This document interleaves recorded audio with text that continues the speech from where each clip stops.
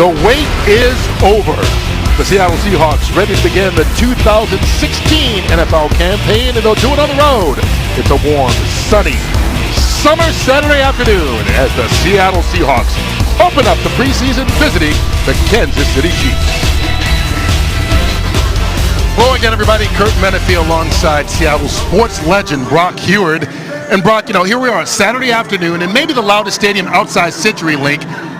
It almost feels like a college game or a high school game, but really, if you've been around this Seahawk team at all this preseason, that youthful enthusiasm seems to be throughout the organization. Yeah, I think that's spot on, and you've heard the players talk about a brotherhood, but it's an enthusiasm that permeates the entire organization because they feel like this is turning back the clock, back to when they lost to Atlanta and they went on their run, and this is a veteran core now. Make no mistake about it, they're still incredibly young, but led by Richard Sherman and that Legion of Boom, you see a veteran core that's enthusiastic, that knows the upside that this group has, and unlike a season ago in the preseason when we were here where there were other storylines, this is all about ball, and they're excited to get to work. Well, look, the players will metaphorically take the ball and run with it, but it really starts with this organization at the top. GM John Schneider, head coach Pete Carroll, nobody more enthusiastic than they are, and both those guys signing contract extensions. You know this better than I do. You've been around this a lot longer, and you'll travel to lots of camps, but you know that when an owner is committed to winning, and you have a GM and a head coach and a quarterback together, as the Seahawks have, and not just together for a season, but together for years to come, your chances for sustained long-term success go way up. And Pete, in case you were wondering, is just as enthusiastic. We saw him on the field before and excited as he's ever been. He's the same guy now in year 7 that he was in year 1. And one of the things he's always preached is competition. This may be the most competitive roster, top to bottom, that he's had since he's been here, and it starts really back there in the secondary. We got a lot of storylines to talk about. In that secondary room, I'm close to saying it's as good as it was in 2013. That was historically good. But today, Deshaun Shedd and Thurl Simon are going to be backups, and they will start on many other teams around the league. And Richard Sherman is sticking to what he has said, that he thinks one day Thurl, if healthy, has a chance to surpass him, and he's had a tremendous camp. That's saying a whole lot. They've got competition, as usual, on the offensive line as well, but maybe for different reasons as they try and find the combination of starters that's going to allow them to do what they want to do offensively. And that's about Jermaine Ifedi and Tom Cable. They finally replenished that group with 3 draft picks, and you're going to see an awful lot of them today. And Coach Cable is so excited to get his guys up front to hit other people. As much as they practice and as hard as they do, there is nothing like game action for those guys up front to really run the ball stylistically the way they want to do, and I can't wait to watch. Well, you don't have to wait much longer. They're going to mix and match up front, all over the place, but it all starts with the opening kickoff of the 2016 Seahawk preseason, live from Kansas City, right after this.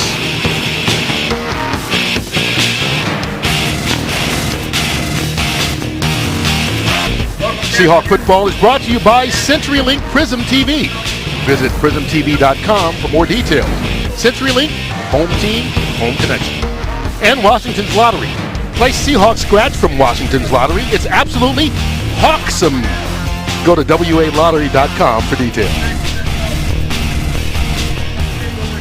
Well, we'll find out how hawksome these young rookies are as these preseason games, particularly the first one, gives them a lot of time to show that what they've done in practice they can transfer into games. Guys like Trevon Boykin, who is battling to be the number 2 quarterback here, will get a lot of run today. And for the first time in our 4 years, there's no Tavares Jackson. There's no security blanket and veteran guy in that room for Russell to lean on. Russell's the veteran. He's a gray beard. He knows what he's doing. Trevon Boykin is thrilled for this moment. Sitting down with him last night, he told his family, thanks but no thanks. Come on up from Texas and watch. But I got to be so hyper-focused on my job, and this rookie class, I think gets right in line behind that attitude. They are so thrilled for this moment, a chance to finally go out, and you hear this all the time in every preseason game, number 1, but it's true, to go hit somebody else. And Trevon may have as massive an opportunity as just about any of these rookies. Well, they're going to give the guys on defense a chance to hit somebody first. The Seahawks won the toss, but have deferred, taking the ball until the second half, so they will kick it off. To start the 2016 campaign, Kansas City will take it first. This is going to be a little bit of a learning experience, I think, for Brian Schneider, special teams coach, for head coach Pete Carroll as well, with the new rule in place for this season, where touchbacks now come out to that 25. And I think, in talking to the coaching staff, it's just work in progress. It is a feel to see exactly how Pete Carroll and his crew are going to go about it. Unlike many around the league, I don't think Coach Carroll will mind with a group starting at the 25 consistently. Lots of other defenses in this league do, but not the one that's led this league in scoring for 4 consecutive seasons. One of the rule changes this offseason is Stephen Hauska is all lined up to kick it. All touchbacks now, as you said, brought out to the 25-yard line instead of the 20 to start the offensive possession. And here we go. 2016 is underway, and they kick it short. So we'll find out about the coverage right away as now Davis takes it down the sideline. Nice move by Davis, and they take advantage of the extra opportunity. There is a flag on the field. Davis brought down right across the 35-yard line, but let's see what the penalty marker's for.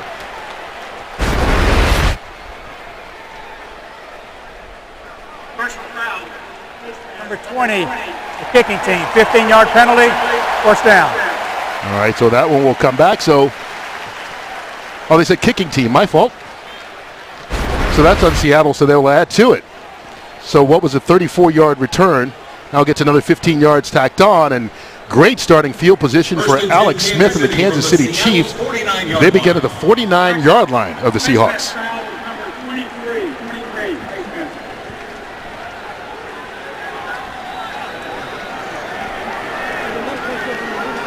So first play of the preseason.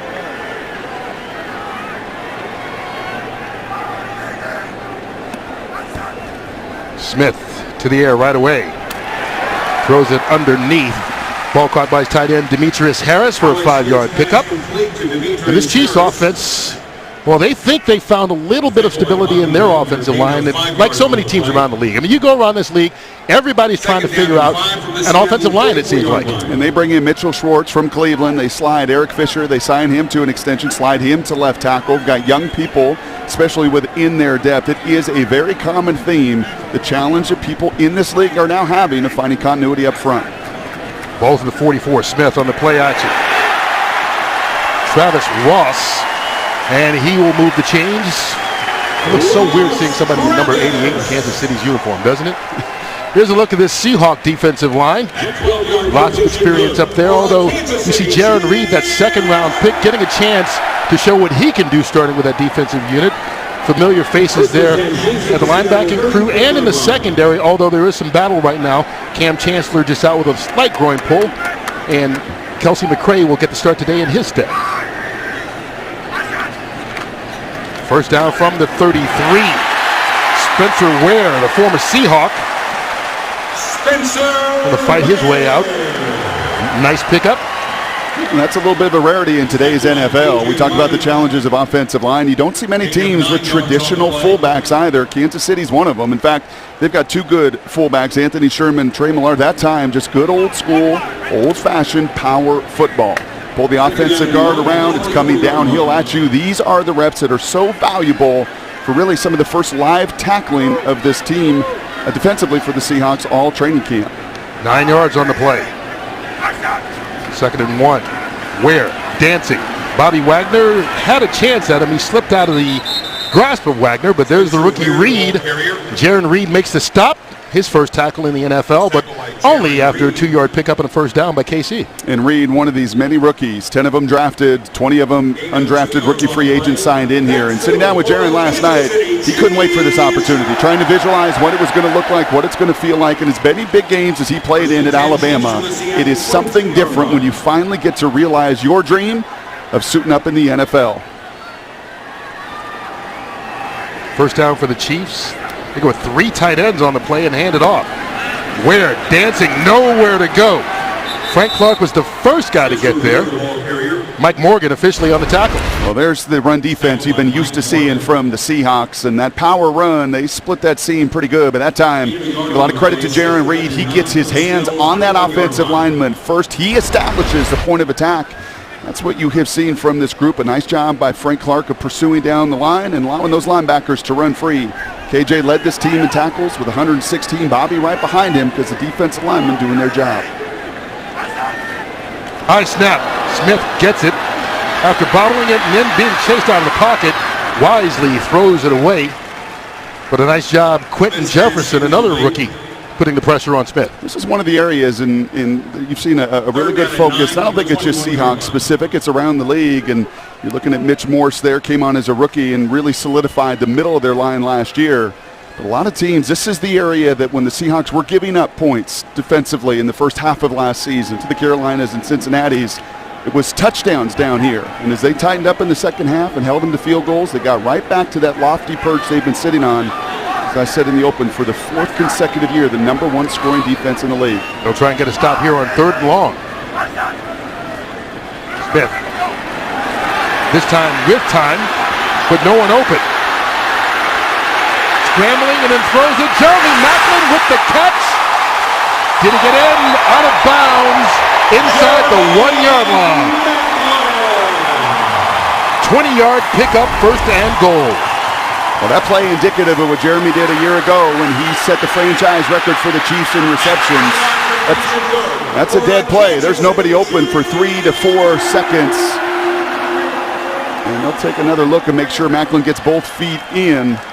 That play breaks down, and that's just the continuity and the timing and trust between quarterback and wide receiver. Two guys that have played a ton of ball. That's good coverage for the first 4 seconds. Credit to Alex Smith creating that second play. Flags down before the snap.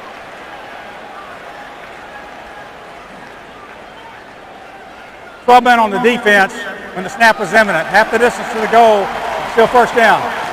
Seahawks call for 12 men on the field, and you know, this is the time of year, not making excuses. So many personnel groups trying to figure out, should I be on the field, should I not be on the field? It's not surprising to see this happen in the first preseason game. Got some moving parts, and Michael Bennett not starting today. No issue there whatsoever. Just a chance to get some rest and recovery. So you see new faces having to come in even on game day into some of those positions and roles. Where? Bowling his way into the end zone for the touchdown.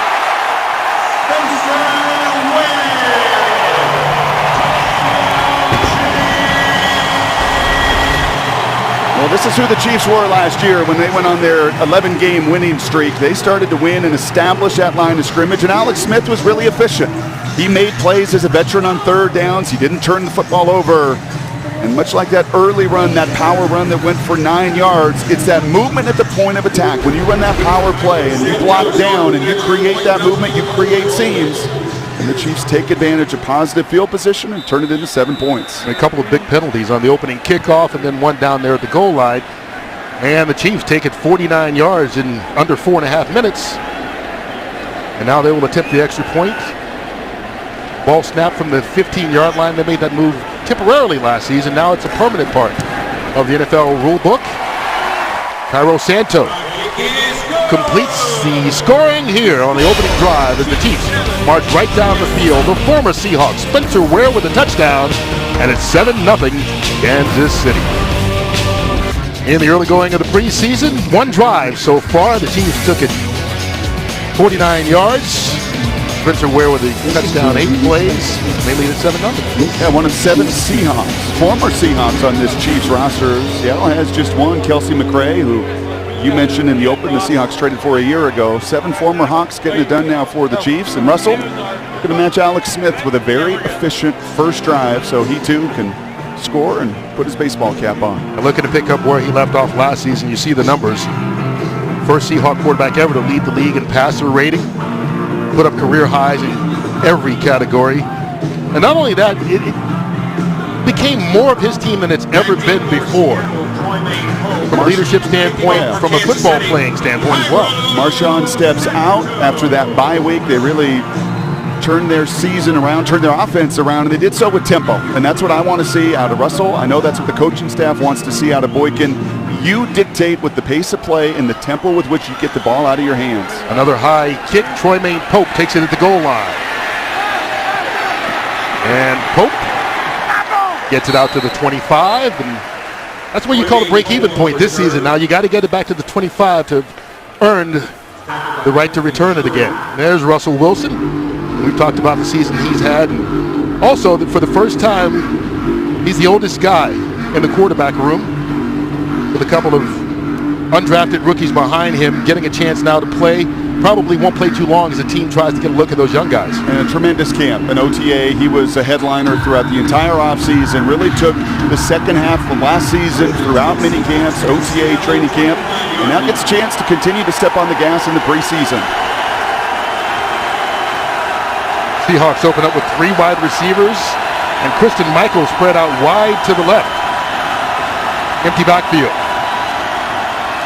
Russell looking the other way. Doug Baldwin does what he did so often, particularly in the second half of last season, with a catch for the first down, 12 yards on the play. And this offensive line, we talked about trying to find the right combination. The 3 guys in the middle have been there all training camp, but Gary Gilliam had been at left tackle. This week, Jamarcus Webb got injured at right tackle, so they moved Gilliam back over to the right side where he played, and Bradley Sowell will get the start at left tackle today. First down after the completion. To the air again. To Doug Baldwin again.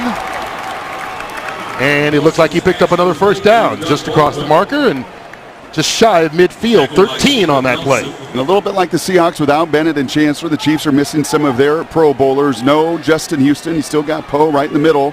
That defensive line. No Eric Berry. He is holding out as well. So some key contributors and starters out. First run of the day for Seattle. Kristen Michael. Michael even pushing the pile out near another first down.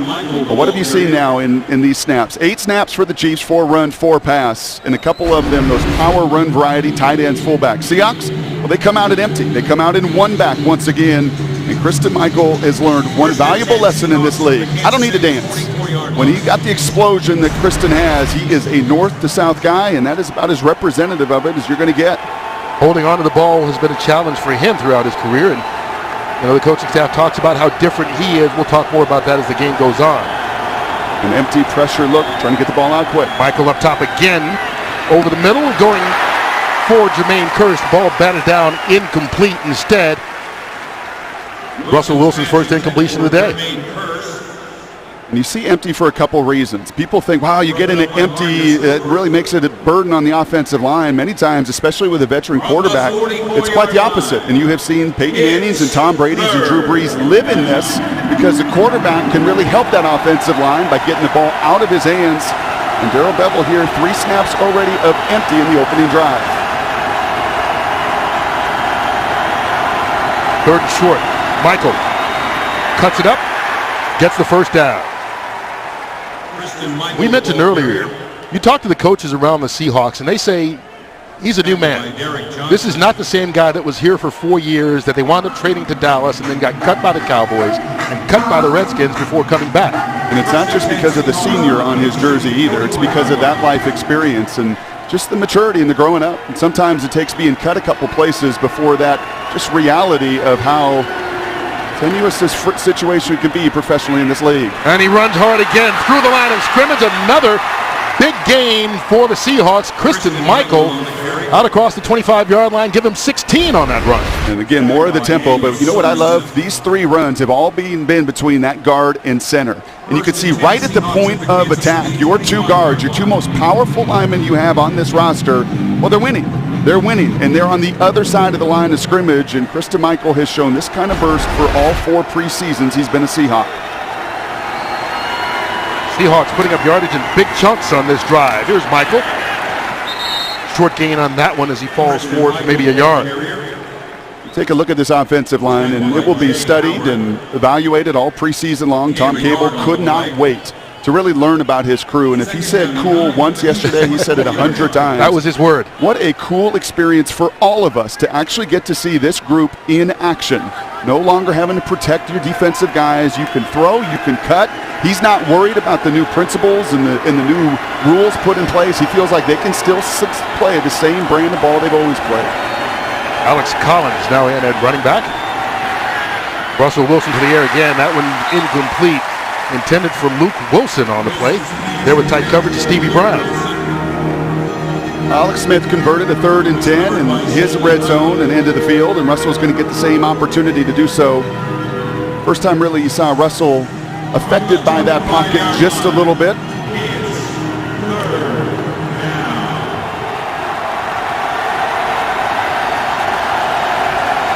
Seattle needing the 15-yard line to convert.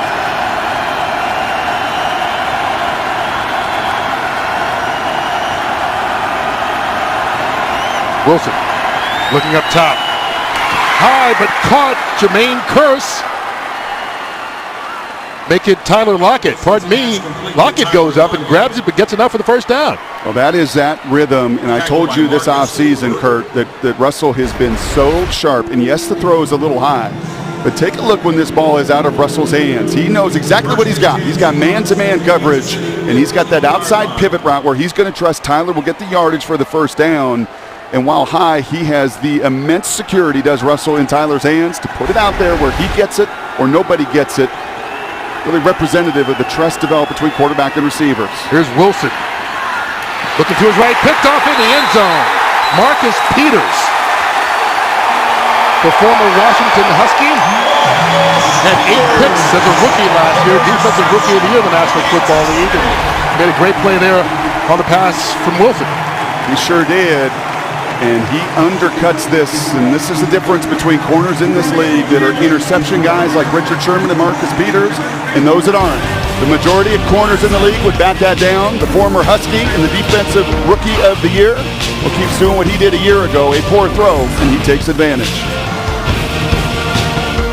Throwing touchdown, such a pivotal part of the Seahawks ramping up their scoring the second half of last season. And Russell Wilson knows that clock speeds up once you get to this end of the field. That little hesitation right there, that move, he sees, and Jermaine flashes in front of him.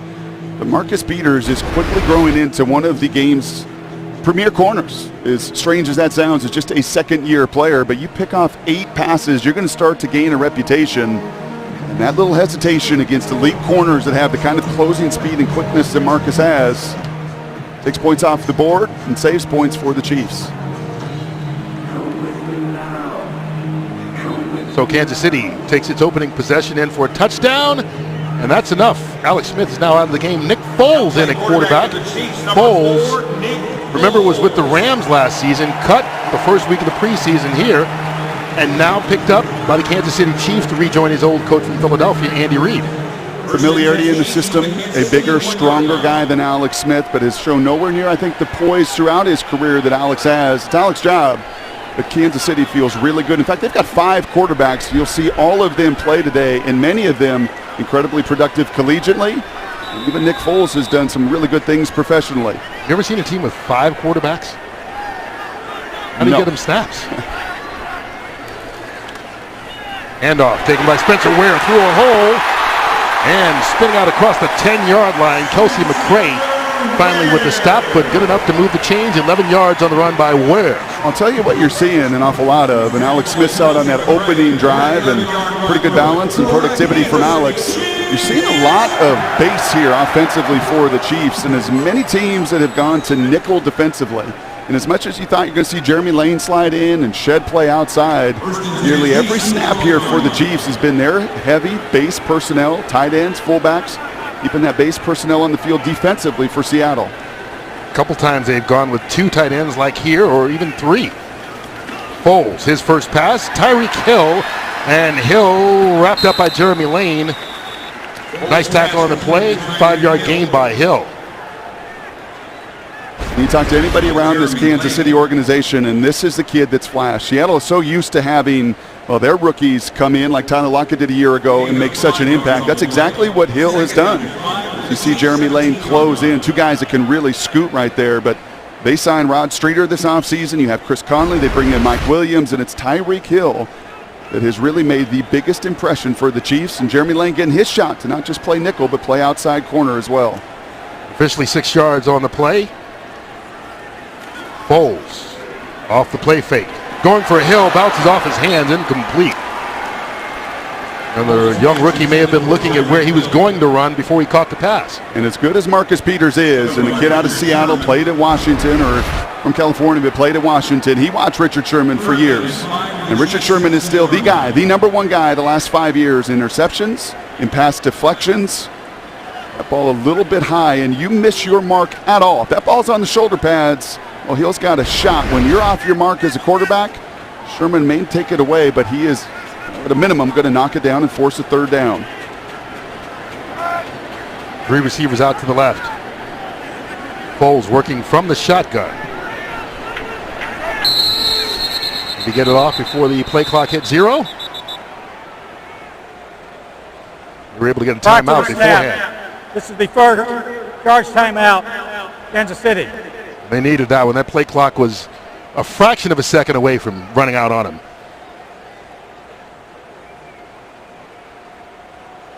And there you see Andy Reid. Now in his 4th season, he's taken this team to the playoffs 2 of those first 3 years and trying to add points here, get out of a hole early. Back here in Kansas City, Chiefs lead the Seahawks 7-0 in the early going, and Richard Sherman, whether you're a Seahawks fan or just a football fan, you know what he has done. Best in the business at that cornerback spot. I think he's really grown to a position in this league. Remember early there was some talking and he's got to measure himself to Revis and everybody else, but I think Richard Sherman's become the best corner in this league, and he really no longer has to argue about it. The stats are there, the 3-time All-Pro player, and the resume is chock full of all that success, and yet I would say he is as enthused and energetic through a training camp as I have seen over the last 5-6 years of his career. Taking on that mentor role, which he loves so much, and has a secondary room that's now complete. Brandon Browner is back, that Legion of Boom and some of that swagger is back, and Sherman makes it go. Nick Foles to the air right over the middle. Pass caught by the tight end Demetrius Harris and then broken up nicely. Earl Thomas gets in there and swats it away. Well, that's a shot that Earl does not get to take at practice. You will watch them, so much zone coverage, and that guy is on the back end of it. And teams that want to throw those posts or those schemes or those seam routes, awfully difficult to do it against an Earl Thomas that covers so much ground. And for the first time in the 2016 season, he gets to lay a lick on somebody and separates tight end from football. First punt of the afternoon. Dustin Colquitt kicks it back, and we'll have a chance to see what Tyler Lockett does.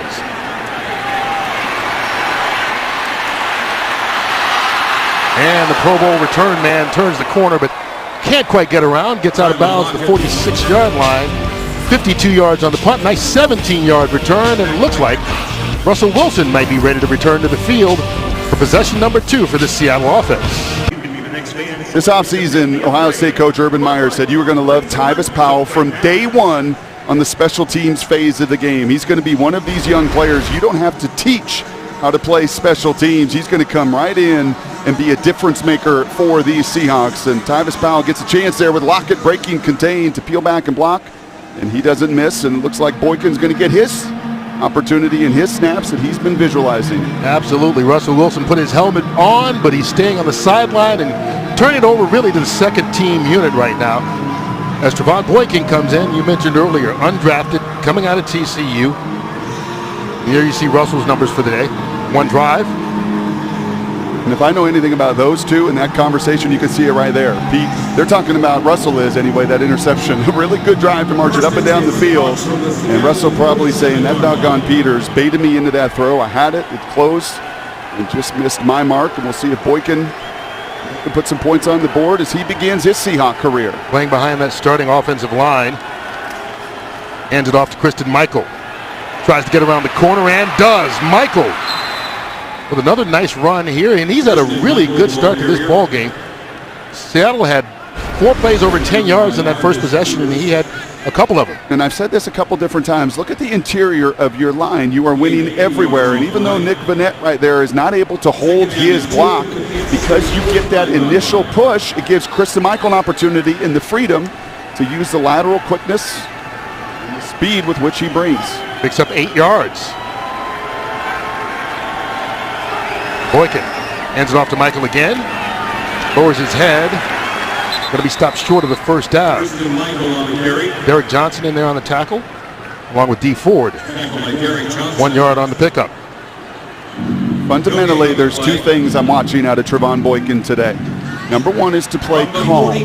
So that's probably the number 1 lesson he's learned from Russell Wilson, as athletic as he is, and Trevon is equally athletic, to just play with tremendous calm and poise. And number 2, he's got to be accurate. That, to me, will define his career in this league, and whether he makes it and earns the trust to be the number 2 guy, he's got to throw with accuracy. They hand it to the fullback, Jonathan Amosa, and Amosa will be real close to that first down. Let's see where they spot it. You know what else I like, Kurt? We're seeing Justin Britt and Jermaine Ifedi and Mark Lewinsky and these guys up front, Gilliam and Sowell. And what a great opportunity for Trevon to run with that experience up front, but even more so for these guys to get their snaps together. Those guys have been the heart and soul of this offensive line so far this preseason. Here's Amosa.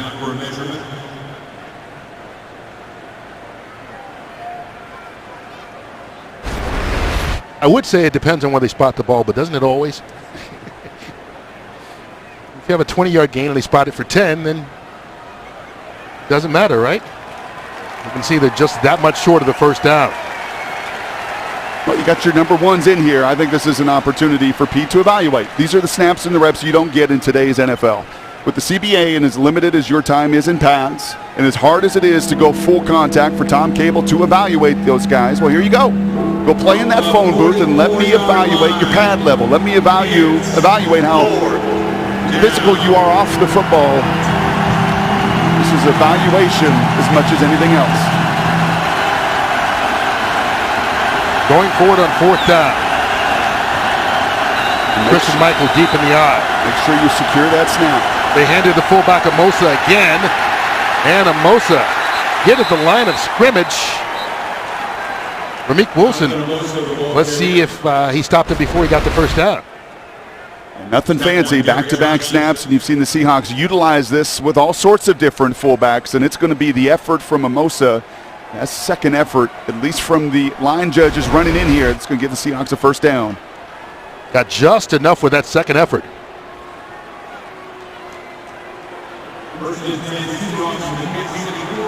First down from the 43. Boykin back in the shotgun where he's probably a little more comfortable. Played his college career back there. Finished fourth in the Heisman voting at TCU last season. Can I eliminate probably from that? Actually, you know that he is. This is his first pass. Caught Paul Richardson. So now he's gotten his first completion. That's exactly what you want. That's what Darrell Bevel wants. He has asked Trevon Boykin to continue to push the tempo, to play with tempo, and that actually should be quite easy for him. As quick as they played at TCU, well, this is new for him, to get in a huddle, to call the plays, the long verbiage that some of these plays have, the check with bees and the protection and everything going through his head as a head coach and as a play caller. You just want to rest some of that, and you do so by getting easy early completions. And he did on that last play. From the shotgun again on second. Keeps it. And he shows that running ability that he had in college. We talked about finishing fourth in the Heisman voting. Part of that was because of what he was able to do with his feet. That's exactly right. And while Kansas City's got 5 quarterbacks on their roster, not one of them can replicate the skills of Russell Wilson. And this zone read has been a big part of what Russell in this run game has been about. You have got to account for the quarterback. And a nice job there by Trevon to feel that edge break down and then to protect himself and to get out of harm's way, something that Carson Wentz, news out today with a fractured rib, has got to continue to learn at this level. Protect yourself. You do so if you pass protection. You also do by getting down in the run game. Now Wentz taken number 2 overall by Philadelphia. Going to miss a little bit of time as Boykin goes up for Richardson. Diving and couldn't pull it in. Boykin just overthrew him a little bit on that one. And the Seahawks love this route. They love to attack down the field, as many go routes as anybody in this league. And look at him close the cushion number 1. And that's Marcus Peters again. And I warned Trevon to not be baited into Marcus Peters. He's going to sit on some routes. That's how he got 8 interceptions. And well, Paul Richardson does exactly what you want to do. Teaching tape. Close that cushion, get on top. And unfortunately, that throw about a half yard off on a little bit of a breezy day. Difference between the incompletion and the touchdown. 8th play of the drive coming up. Christian Michael cuts it back through and finds an opening. Into the secondary. Going to be just shy of another first down, but another big chunk of yardage for the Seahawk offense here in the first quarter.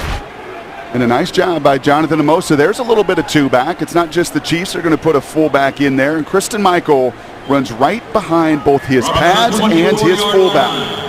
Tom Cable will tell you in that run game, sometimes you got to trust and run into those dark spaces. And Christian Michael, well, he's been the star of this first quarter. He's maximized every one of his touches. 9 yards on that run. bring up 3rd and short again. Off the play fake, Boykin rolling to his right, flags down on the play. Boykin stays in bounds. Fell awkwardly. Let's see what the penalty marker is. Got enough for the first down, obviously, if it stands, but I want to see what the flag is about. Number 76, offense. 10-yard penalty, still 3rd down. And it won't stand. That's on the first-round pick, Jermaine Ifedi. And that's unfortunate on a play-action pass. Typically on run plays, if you get beat to that side, well, you're going to tackle that defender. But on a play-action pass opportunity there, you'd sure love to see Jermaine to just use an influence block. All the little baby steps that are going to come along with a rookie offensive lineman in a first-round pick. This is the end of the first quarter. First quarter in the books here in the preseason opener. Chiefs took the length of the field on their opening possession. Spencer Ware with the only touchdown of the game so far. It's 7-0 as we are 1 quarter down. Seahawks trying to even the score after this.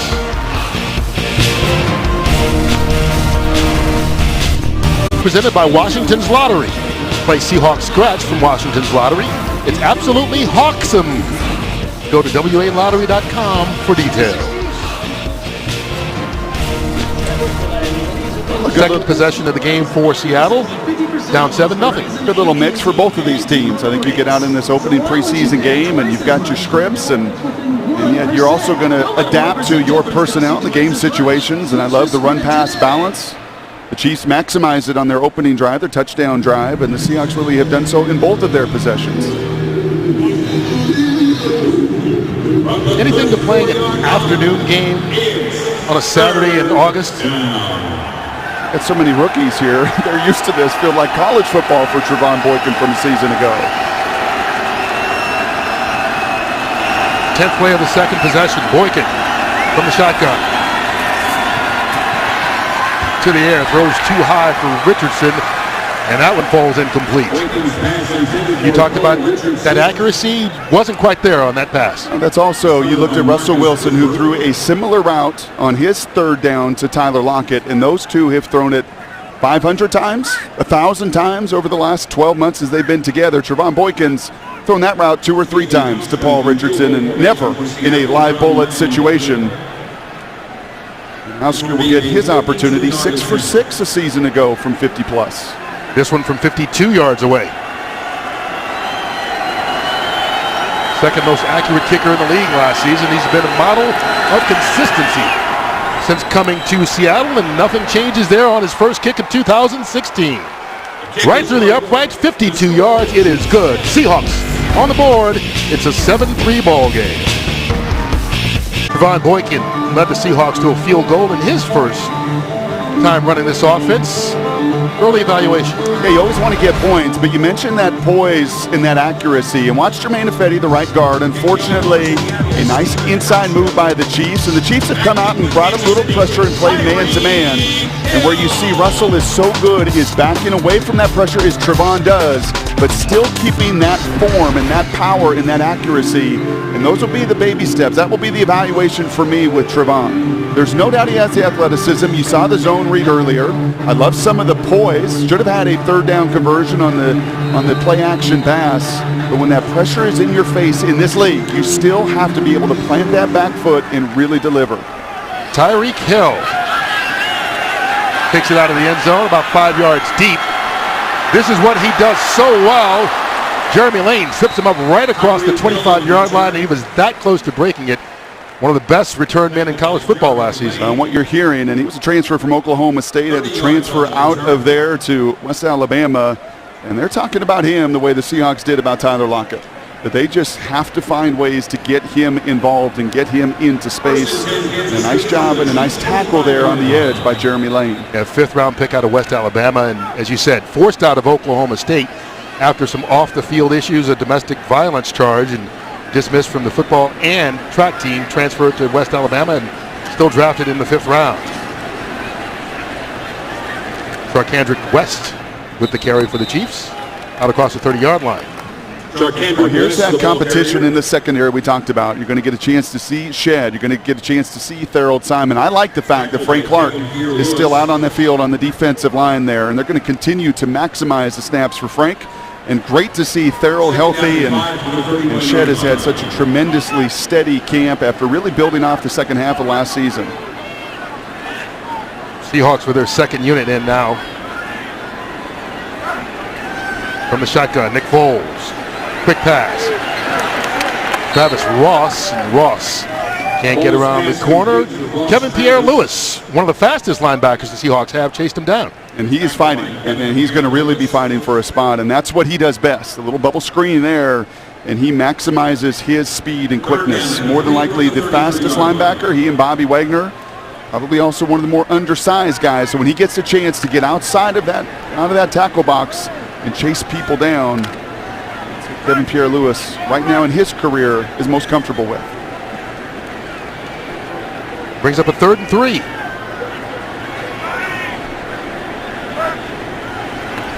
Foles. Underneath pass. Caught. And fighting his way out for first down, Travis Ross. A gain of 11. Chiefs move the chains. I think this Kansas City team utilizes their backs, their fullbacks, their tight ends, as well as anybody.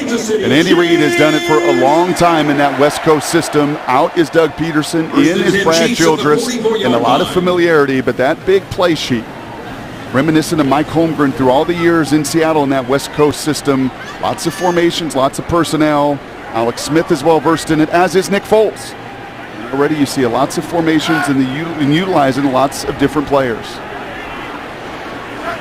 First down from the 44. Blitz picked up. Foles goes over the middle. Ball caught. DeAnthony Thomas, the former Oregon star, moves it into Seahawk territory.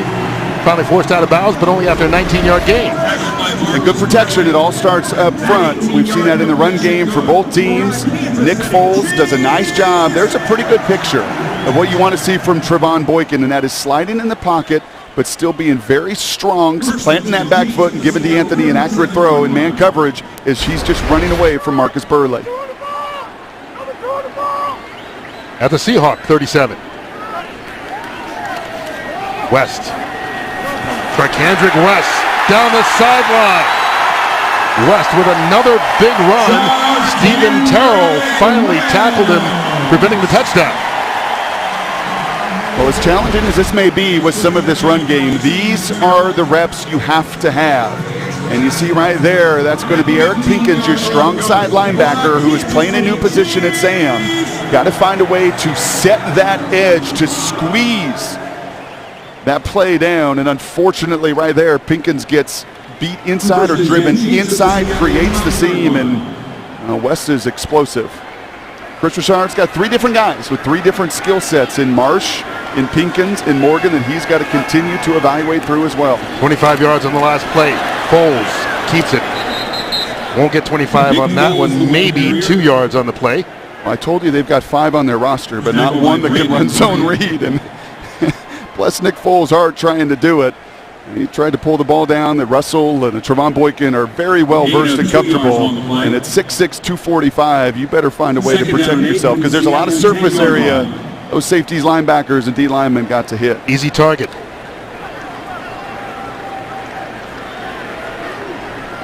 A work from the shotgun this time.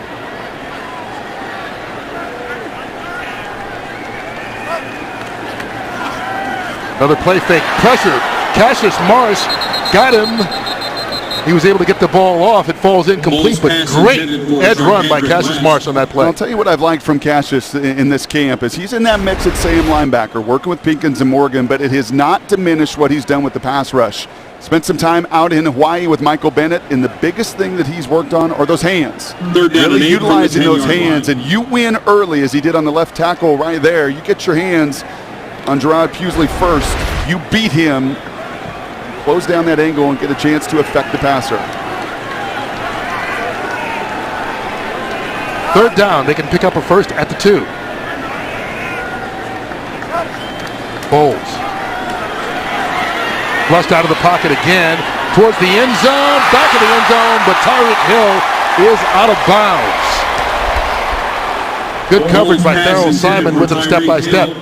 And very similar to the last 3rd down in the red zone, Alex Smith was able to create that secondary play. The first look is not there. Zone coverage. Seahawks have been pretty good. Real good job there inside by Farrell to take the play away originally. This will be a 28-yard. Just run out of room out of the back of the end zone. Cairo Santo, 28-yard field goal attempt.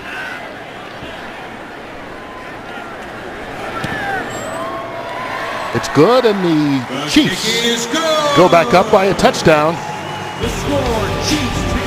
10:33 left to go here in the first half of this opening preseason game. Richard Sherman's day is done. Pete Carroll's work's just beginning as he tries to get those backups going.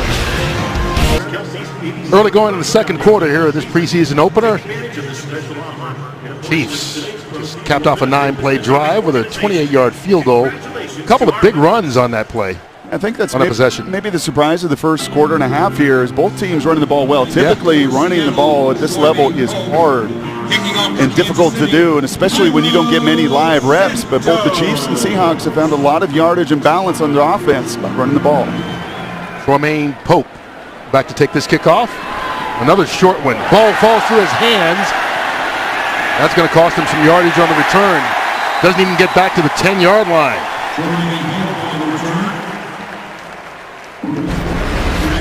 I've mentioned zone defense, and one way you can tell is look at the eyes of the defenders. When they're looking back at the quarterback and not looking at men, you know what you're getting, and it's actually in the middle. Kelsey McRae does a really nice job of being patient. When you play that zone defense, you have got to be, and when the Seahawks have been at their best through the years, they are patient and they trust where everybody is supposed to be. A nice job there by Kelsey. A valuable piece to play in the absence of Cam Chancellor. Really came on like many of these Seahawks in the second half of last season, but good zone coverage takes away the passing lanes for Foles. Deep in their own territory, Alex Collins.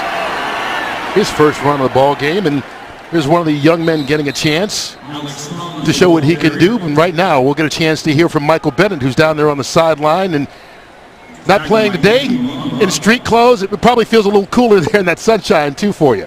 Yeah, it really does. It's really cool outside right now. Not really. It's always hot in Kansas, but it's a great stadium to play in. A lot of great people out here. Watching these young guys get a chance to play. Yeah, what do you see, Michael? I'm seeing Kansas City run it a little bit. What are they doing offensively? Offensively, I think they're getting the stretches and running up the middle a little bit. I think, since losing Meebane, they want to test out the new guys in the middle. So they have to do a good job of keeping our gap and not being moved. And that's something that young guys got to get used to. The tempo of the game and the amount of intensity that every play is. In college, you can take plays off, but in NFL, you can't take any plays off because every play could be your last play. What's the biggest point of emphasis? How do you hold your gap? How do you win there technique-wise? I think when you coming in the game, you playing a little high, so you got to get a little lower. I think we had great guys at the point of attack, but they just need to get a little bit lower. And I think as the game goes on, they'll learn the tempo of the game and they'll learn how to stay a little lower. I think that's what we're trying to preach to them. They can't really move us back unless we're really high, you know what I'm saying? So when you came in this league, Michael, there were still two-a-days. You could play in pads and you can hit. How much different to really not have a lot of contact in all these live reps today? I think it's super hard not to have as much contact as you used to be, but it's good for the body, not to take as many hits as you used to for a longevity of your life. But as a football player, it is good to get reps at it. We're not getting as many reps, so as a young player, not having as many times to do individual, I think it takes a toll on a young player, and they have to grow up really, really fast. Well, Michael, we wanted to talk to you a little bit longer, but it was a quick 3 and out, so we'll let you go. No, that's not good. 3 and outs are never good enough. Except for you when you're on the defensive side. Yeah. It's always good on defense. We're used to 3 and outs on defense, so we just don't want to see the offense. And usually Russell Wilson's running around, so we'll see. Enjoy the rest of your day with no pads on and the sunshine on the Saturday afternoon. Yeah, thank you so much. All right, hello, baby. All right, Michael Bennett getting into hello, baby before we let him go. Big high punt. Move being made. Frankie Hammond wrapped up by Cassius Marsh. And Nolan Freeze, the long snapper, 59 yards on the punt by John Ryan, but a good 19-yard return before the Seahawks make the stop. You're still seeing a lot of the number one offensive line for the Seahawks, and you've gotten used to this play as well, the zone read play here with Boykin and Alex Collins. And once this defender's shoulders turn, you would sure love to see Trevon have the opportunity to pull that ball and utilize, and you can see those extra yards. And I think he knows it. Now, there's also times where that call can come in, and it may be you have to give, that it is not a read situation.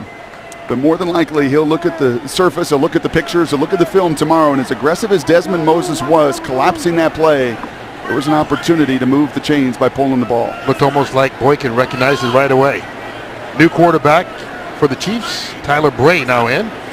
Third quarterback of the afternoon for Kansas City. That one falls incomplete. Deshaun Shedd on the coverage of Tyreek Hill. Big time arm. I got to see Tyler in college there at Tennessee, and the kid from California transferred out, played for Lane Kiffin and crew at Tennessee. Again, another guy. They've got 5 of them, but all of them know the language here. Unlike a Trevon Boykin that had to come out of a run and gun system, Tyler had some experience collegiately in a system with some of the same verbiage. Like Nick Foles, big, 6'6", and a powerful arm. Now they like big quarterbacks. His challenge has been staying healthy. Out of the backfield, Charkandrick West drops that one. Maybe heard the footsteps of Pinkins on the play. And that's where Eric Pinkins, I think, is still going to be most comfortable. He has really grown physically. Added weight and strength, trying to grow into playing some of that Sam linebacker where you've got to be stout at times at the point of attack. But dropping into that coverage, he had read that all the way. Even if West makes the catch, Pinkins was closing. So quick third down. Seattle will try and get a stop here. Ray from the shotgun.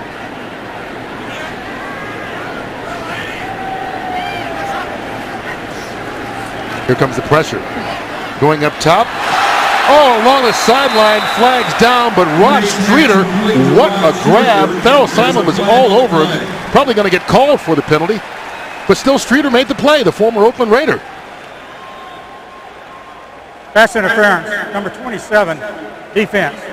Penalty is declined. Result of the play, completed pass, first down. Heck of a 21-yard catch. And we've seen this a number of times. Really good by Farrell to win early on that contact, but just too handsy. You're running down the sideline in full view of that back judge, and he can see that contact. And as you called there perfectly, Kurt, fighting through contact. Someone like Rod Streeter that's been in this league 4 years, has made plays as he did with the Raiders, knows there's going to be contact, can't just trust the penalty is going to be called. Excellent execution. First down at the 35. Bray with time. Going up top towards the end zone. Incomplete. Pass intended for Rod Streeter. Deshaun Shedd there on the coverage. Can't cover it better than that. And you saw Simon on the other side with a lot of contact, and Shedd does a little differently. A double move there. And while he bites a little, he never loses his cushion. He never loses the wide receiver. And we saw from Deshaun Shedd a season ago, we saw him have patience. And that's what this system preaches. Kerry Williams had a very hard time ever learning that. But Deshaun Shedd plays that corner position in space in those moments with great poise. Charkandrick West with a little move. See D'Angelo Tyson frustrated. He was that close to catching him in the backfield. West winds up picking up 2 yards on the play. Gain of 2 yards on the play.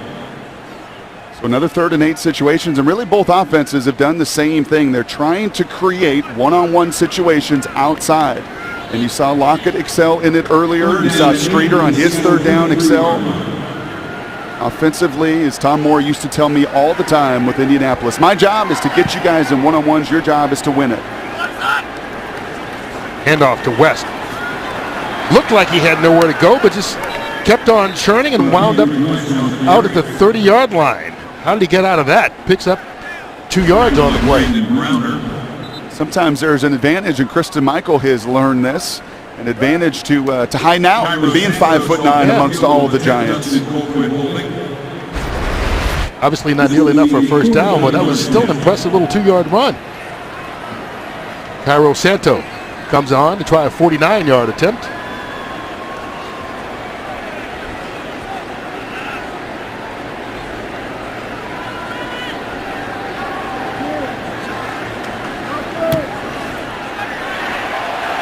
And that one is good. So the Chiefs have had the ball 4 times today. 3 3 times they've scored, and they lead it 13-3 here in the second quarter. Seahawks football is presented by Washington's Lottery. Play Seahawks Scratch from Washington's Lottery. It's absolutely Hawksome. Go to WALottery.com for details. You say that well? Hawksome. I think that's a new word. It works apparently, especially if you win the lottery. You'll think it's Hawksome. Cameron Marshall back deep. Take this kickoff for Seattle. Only signed by the team just a little over a week ago when they were fighting through the injuries at running back, and he takes a knee wisely at the back of the end zone. Boykin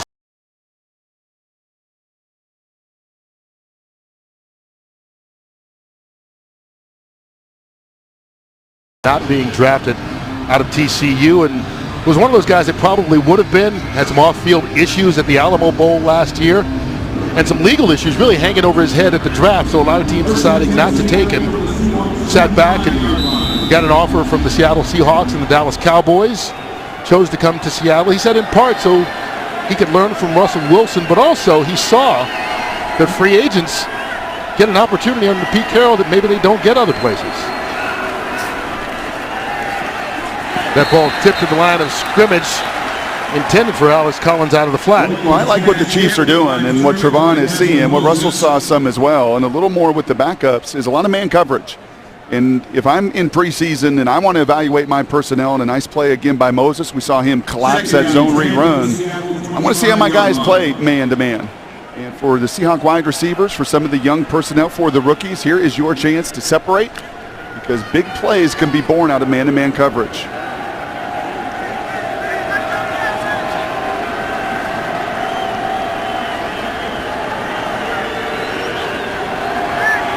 Boykin directing traffic. And it may have taken too long. Delay of game. Offense. 5-yard penalty. Still second down. 4th penalty of the day against Seattle. And I told you all those things that go through a young quarterback's head, and especially one for Pete Carroll, with a kid that's come out of a system, well, he's never had to do much of this, never had to make many protection calls, never had to get in and out of a huddle, never had to look at a play clock while he was at TCU, because they snapped it with at least 15 on that play clock on every snap. We'll have to learn here at this level. Kenny Lawler, 7th round pick. Oh, he is thrown down hard. DJ White, no flag on the play. Just a tough tackle. And Lawler, one of those 10 drafted Seahawks and a 7th rounder, and he's long. He's probably going to be at his very best down in the red zone. Kind of maybe a little bit like Jermaine Kearse early in his career. He's got a really good feel.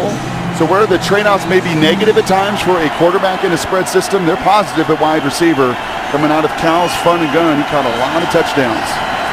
Big hands, triple XL for Lawler. Here's Boykin on 3rd down. Underneath, Alex Collins. Nice stiff arm by Collins. That's a good effort after he made the grab. Once again, way short of the 1st down, but that's what you want to see out of a young man who wasn't known as a big pass catcher. No, run heavy at Arkansas. Brett Bielema at Wisconsin as well. A lot of those running backs that have come out of those systems have not asked to do a lot of this. There's no question about Alex's physical level and his ability to get his pads down and do just that. 3 consecutive 1,000-yard seasons for the Razorbacks. So here's John Ryan for another punt. Gets it off. Tyreek Hill inside the 15. Dancing. You can feel the excitement in the crowd. He didn't get far, but everyone was anticipating just what he might be able to do. Cassius Marsh again with another play on special teams. 61 yards on that punt by John Ryan. Oh, those fans are taken care of, but you know what? It's that time of year where football is here, and 12s, you probably need some new gear. Check out what's new from the Pro Shop this season. For store hours or to shop online, visit Seahawks.com/Pro Shop. And it doesn't matter if it's preseason, the 12s travel well. It was nice to see the 12s on the way to the airport as well. And Over 30,000 of them out at the training camp. The beautiful Virginia Mason Athletic Center. One of the great atmospheres in all of football. You get out there and you get to watch along the shores of Lake Washington. Is now Davis gets the short run.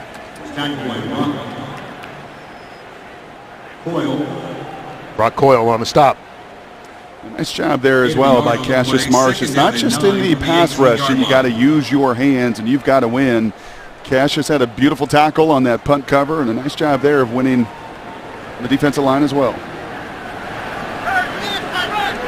Go down the sideline where Russell Wilson will join us right after this play.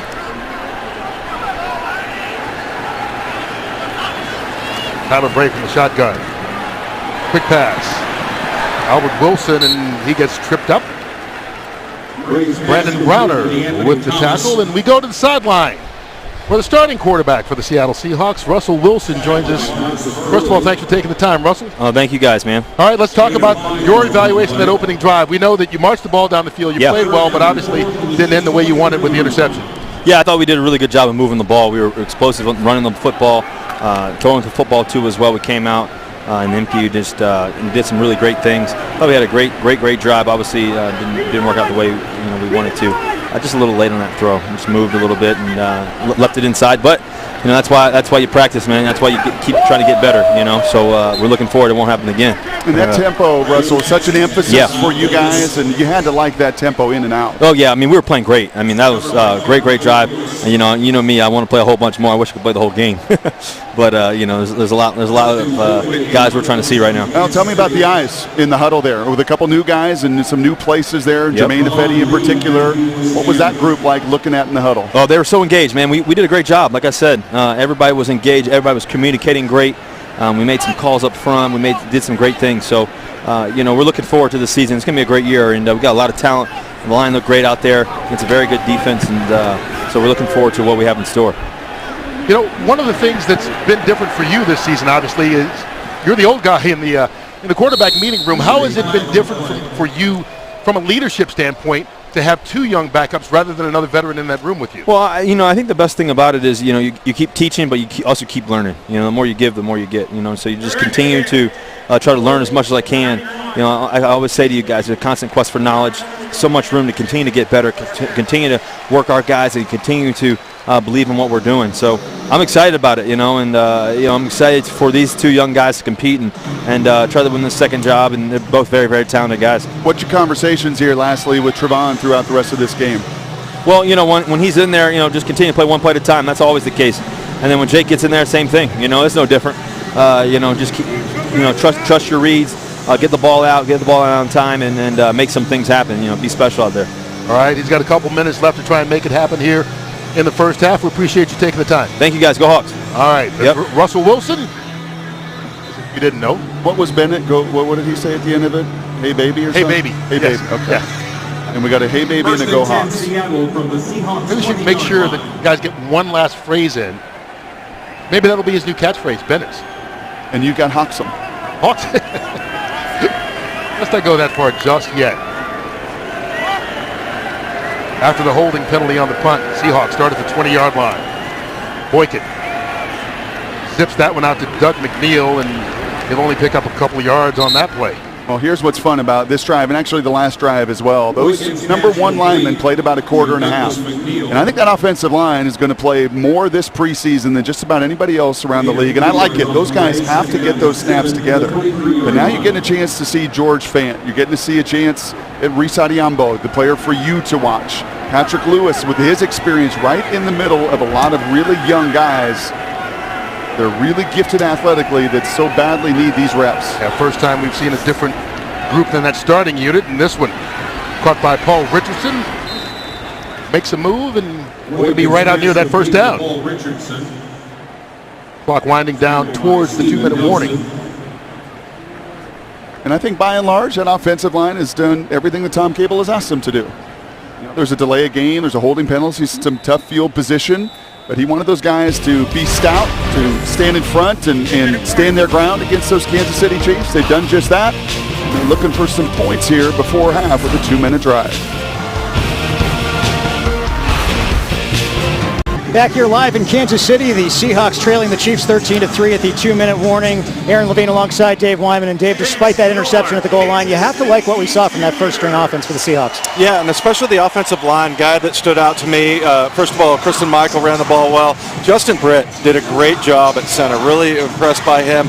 He's a bar brawler. He's a big guy in the middle, and if he doesn't have to move too much, he's going to win battles.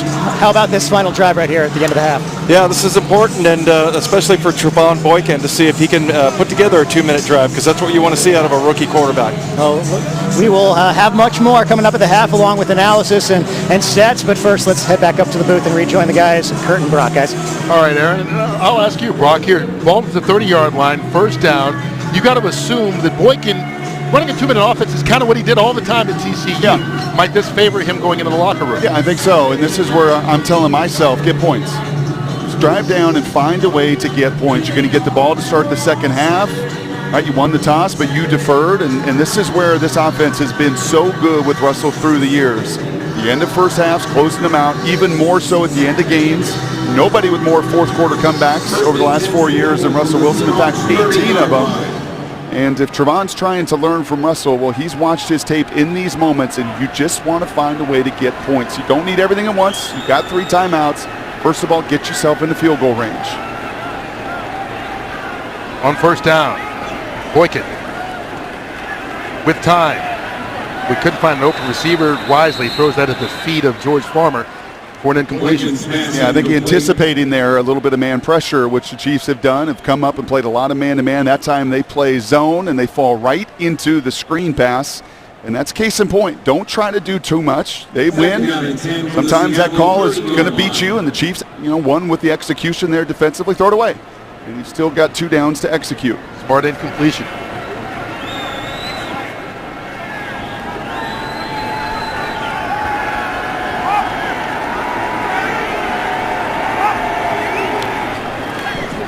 Boykin over the middle.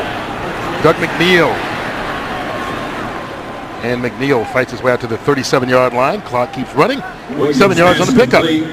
And they drill this. They've worked plenty of 2-minute drills over the last couple weeks throughout the summer and spring with OTAs. Situational football, such a big part of the Pete Carroll philosophy. Take the practice to the field. Boykin. That ball low. McNeil made the catch. First down, 11-yard gain. Nice job. It was actually Paul Richardson who got down there in that slant route. Throw it to where your guy gets it or nobody, and Paul does a tremendous job of digging that out. Boykin this time to Kenny Lawler, and he takes it into Chiefs territory out across the 40-yard line. And can't you just feel it? Don't you just sense the demeanor here with Trevon? This is the speed I'm used to going, actually even faster. And the faster the plays, the easier, I think, for Trevon Boykin to continue to execute. Seahawks stop the clock after the 14-yard gain. First time out by Seattle. And by and large, I think a pretty solid effort here in the first half. Yeah, the zone read, you maybe would have liked to try to pull it, and maybe your first third down pass with a little pressure in your face, maybe just a little bit erratic. But I think by and large, he knows where he wants to go with the ball, and I think that is critical for a young rookie. I remember my very first snap, Fox 2 X-Dagger. And I took the ball, and I thought I knew what I was doing, and I dropped back, and all of a sudden, I have no idea what's happening. And I throw to a tight end on a shallow cross, and, well, why did he go there? I don't know. Everything just kind of happened really quickly. But you see with Boykin, he's got a real plan of action and knowing where he wants to go with the ball. Here he is on first down. Over the middle again, Nick Vanette. Rookie out of Ohio State. Will be just shy of the first down. Give him 9 yards. And I think this tempo also plays to a bunch of these young linemen. George Fant, no huddle at Western Kentucky. Preseason Yambo played with great tempo at Boise State. A lot of young people around Trevon right now that are used to this kind of tempo. Under pressure, Boykin going up top for Richardson. Incomplete. Hand fighting along the way. Steven Nelson right there with him, and no flags on the play. And we showed a replay earlier, Trevon, with pressure in his face, and watch him here as George Fant, unfortunately, is going to get beat by Moses, and there's no panic. You know that you're going to get hit. You know that pocket is collapsing around you, And that's a much better job right there from Trevon Boykin to sit in. And you're looking at a George Fant with 30 collegiate snaps under his belt, getting some wonderful opportunities to learn at left tackle. Was a 4-year starter in basketball at Western Kentucky. Then 1 year of football, barely played at tight end. And here's George Farmer, another guy who's trying to convert.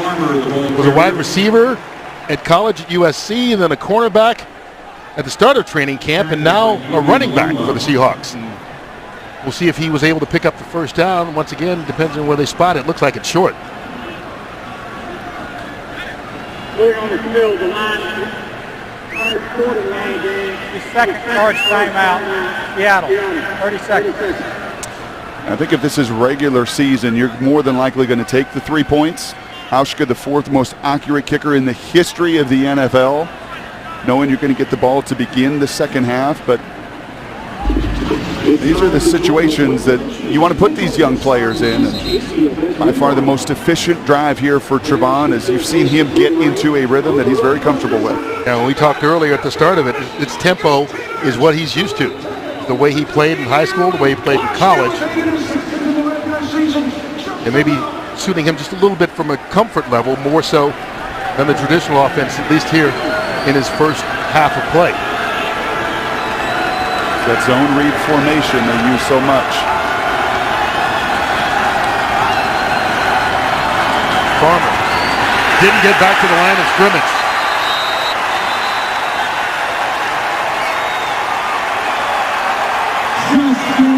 March on the stop. These teams don't game plan. There's very little in this first week really for either club. You stick to what you know, but I'm going to guess the Chiefs have played the Seahawks a few different times, played last preseason, and when the Seahawks get in that 3-by-1 set and those 3 receivers, and they like to space the field that way, they love to burn the defense with that zone read scheme. And that time, Kansas City, well, they are in attack mode and make the play behind the line of scrimmage. So they'll turn it over on downs, 25 seconds left. Kansas City does have 2 timeouts.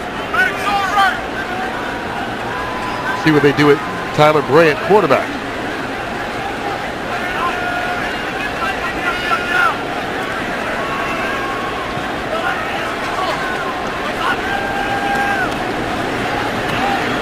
Underneath for Niles Davis, Jaron Reed all over him. Chiefs probably lucky that's incomplete if they want to try and drive down the field, because that would have been a disaster.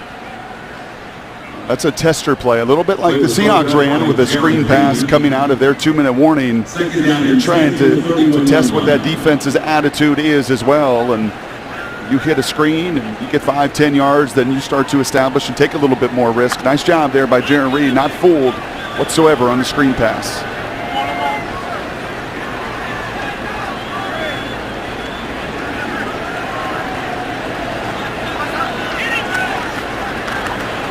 Pressure being brought. Bray going for Streeter, makes the adjustment, but it falls incomplete. Darrell Simon there on the coverage.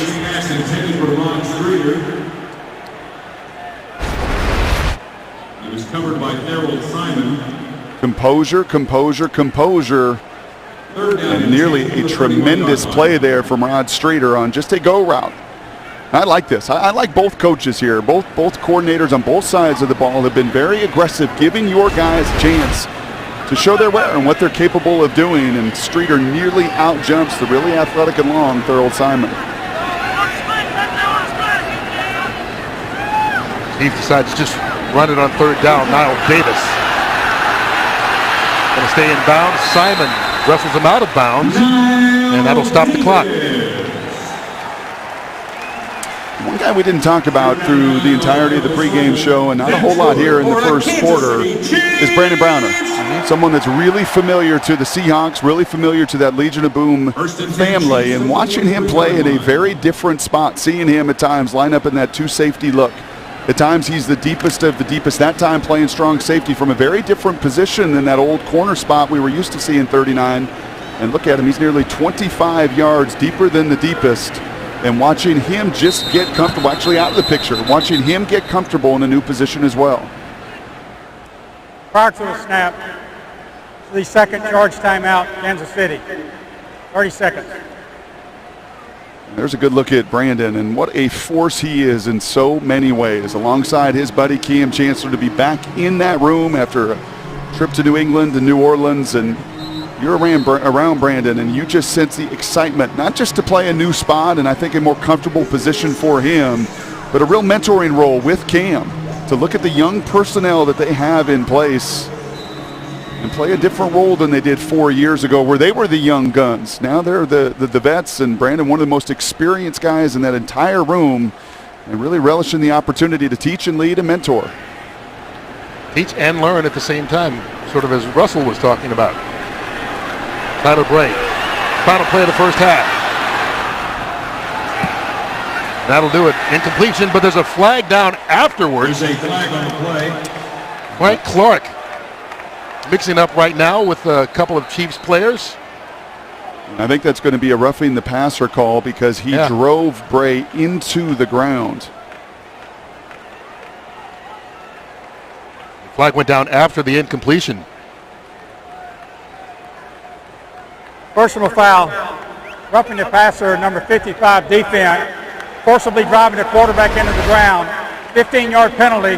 Our rule will extend the half for one untimed down. That's called on Clark right there. Yeah, I don't think it was the initial contact. You know, he's in that one-step range. You could see him coming full speed. It's protecting these quarterbacks, and these referees are instructed very clearly. If you see that defender attempt to drive that quarterback into the ground, Tony Romo breaking his clavicle, right? You just that act and that movement's going to draw a 15-yard penalty. So the Chiefs will get one more play. Untimed down from the 42-yard line.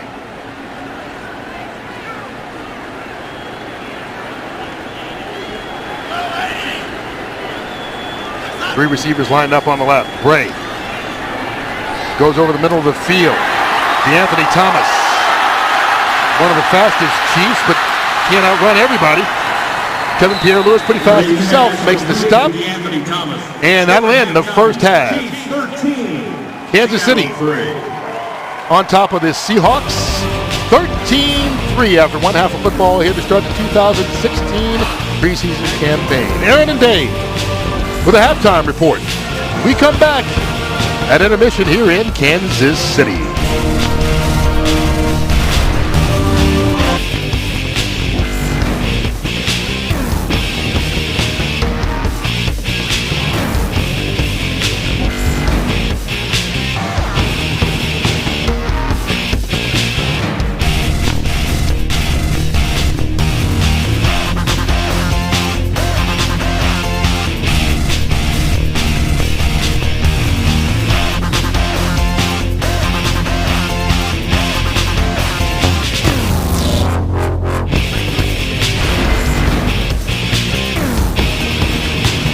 Back here live at the half at Arrowhead Stadium, the Seahawks trailing the Chiefs 13-3 in their preseason opener. Let's take a look at some of the stats from the first half, Dave, and what stands out to you there?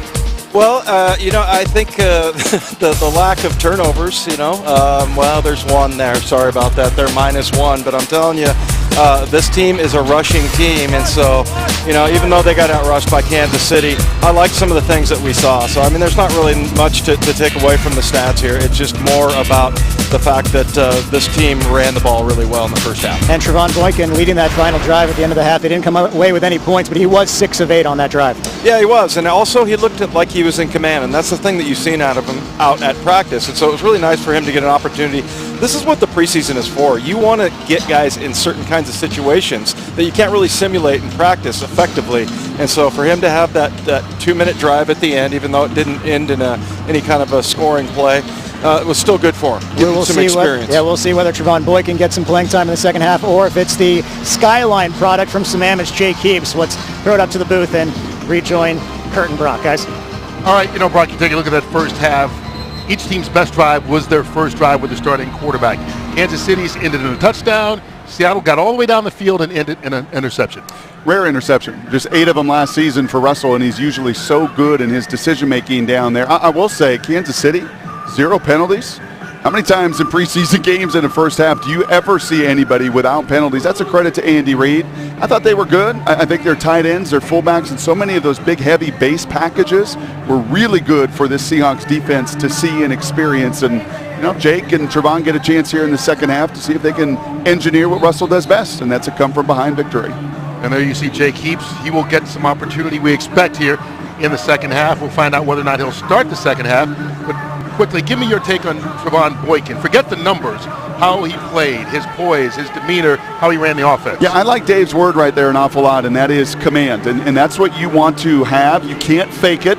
When the lights really go on in prime time here in the NFL, and the film doesn't lie, and I thought by and large he had really good command. He had good direction. He knew what he wanted to do with the ball. Not perfect, and nobody ever is. Heck, Russell, even the number 1 rated passer in the NFL last year, wasn't perfect with the decision he made. But by and large, I would say a very positive start for Trevon here in his Seahawk career. As you may remember, if you were here for the beginning of the game, the Seahawks won the toss and deferred, so they will take the ball to start the second half. Cameron Marshall comes out of the end zone. Some running room. And out across the 35-yard line. So a good return by Marshall and good starting field position for the Seahawks to begin this second half. I think one thing we've learned through Pete in the preseason as well, regular season even more so, is he doesn't like to lose. And I'm sure at halftime he encouraged a lot of these young players to go out and find a way to make a difference because you don't want to get on a plane anytime, preseason, regular season, and go back home 3.5 hours without finding a way to dig deep and to win. And I know he is encouraged by all the youth he has, and now they get a chance to go out and win a football game in the second half. Von Boykin still at quarterback to start the second half. Hands it off to George Farmer. And the converted running back picks up a couple of yards on the play. 6 of 8 on that final drive, and you said it, and Dave said it, and Aaron even said it, just the comfort level he had in that moment. And there's also something to be said, and it doesn't matter if it's a preseason against backups, so you can just take a breath and say, I belong at this level, and there's nothing here that's overwhelming me. The speed isn't too much, and I can go out here and execute. Farmer again. Keeps fighting, good second effort. Fights his way out to the 42-yard line, a gain of 5. Did you just take a shot at Aaron? You said even Aaron said that? No, and it just, even Aaron added to that point. Okay. No, nothing to do with his football acumen whatsoever. From the 42-yard line. Just wanted to make sure. No. Third down. Oh, you think that's a Stanford Husky rivalry right there? You think that runs deep? It seems like it never dies. Third and short. Rugby right. Hey, rugby left. Empty backfield. Boykin. Quick pass. And that's caught. Brandon Williams. Ball wrestled out. And they now say that he was down. Took a while for the officials to call that one. On the field, the Rocks forward progress stopped. First down, Seattle. So Williams gets 6 yards on the gain and a first down. Brandon Williams, a very intriguing player. Unlike some of his peers in that huddle with him that have had very little NFL experience, Brandon's kicked around. 4 years in this league, was with Miami, was with Carolina, known a little bit more as a blocker, but every opportunity he's gotten to catch it on the other end, and that time a third down conversion, he's done so. Also known as a really good special teams guy, which certainly helps if you're a backup tight end.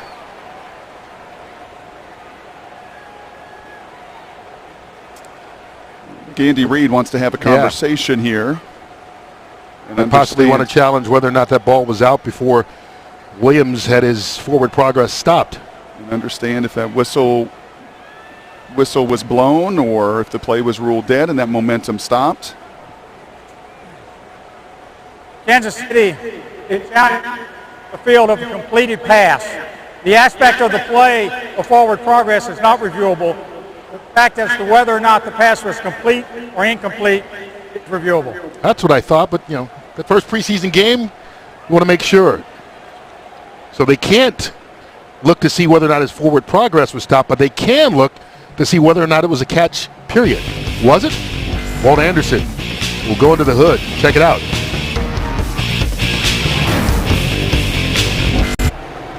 Walt Anderson looks like he's ready with the call. Was it a catch or was it not? First down hanging in the balance.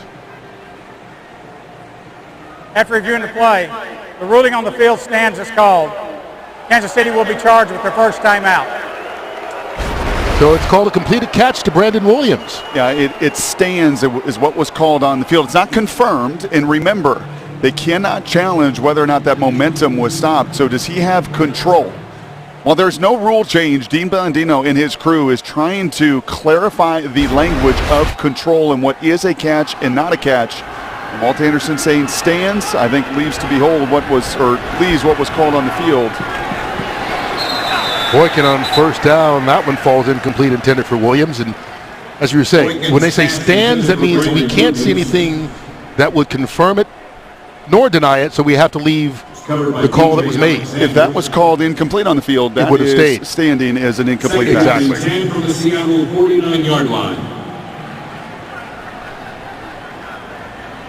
From the 49.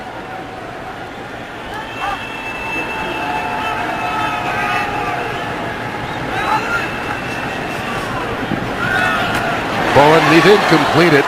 Intended for easy Wakachu, but there's flags come flying from the secondary after the play. DJ White there on the coverage, and this may be one of those hitting a defenseless receiver.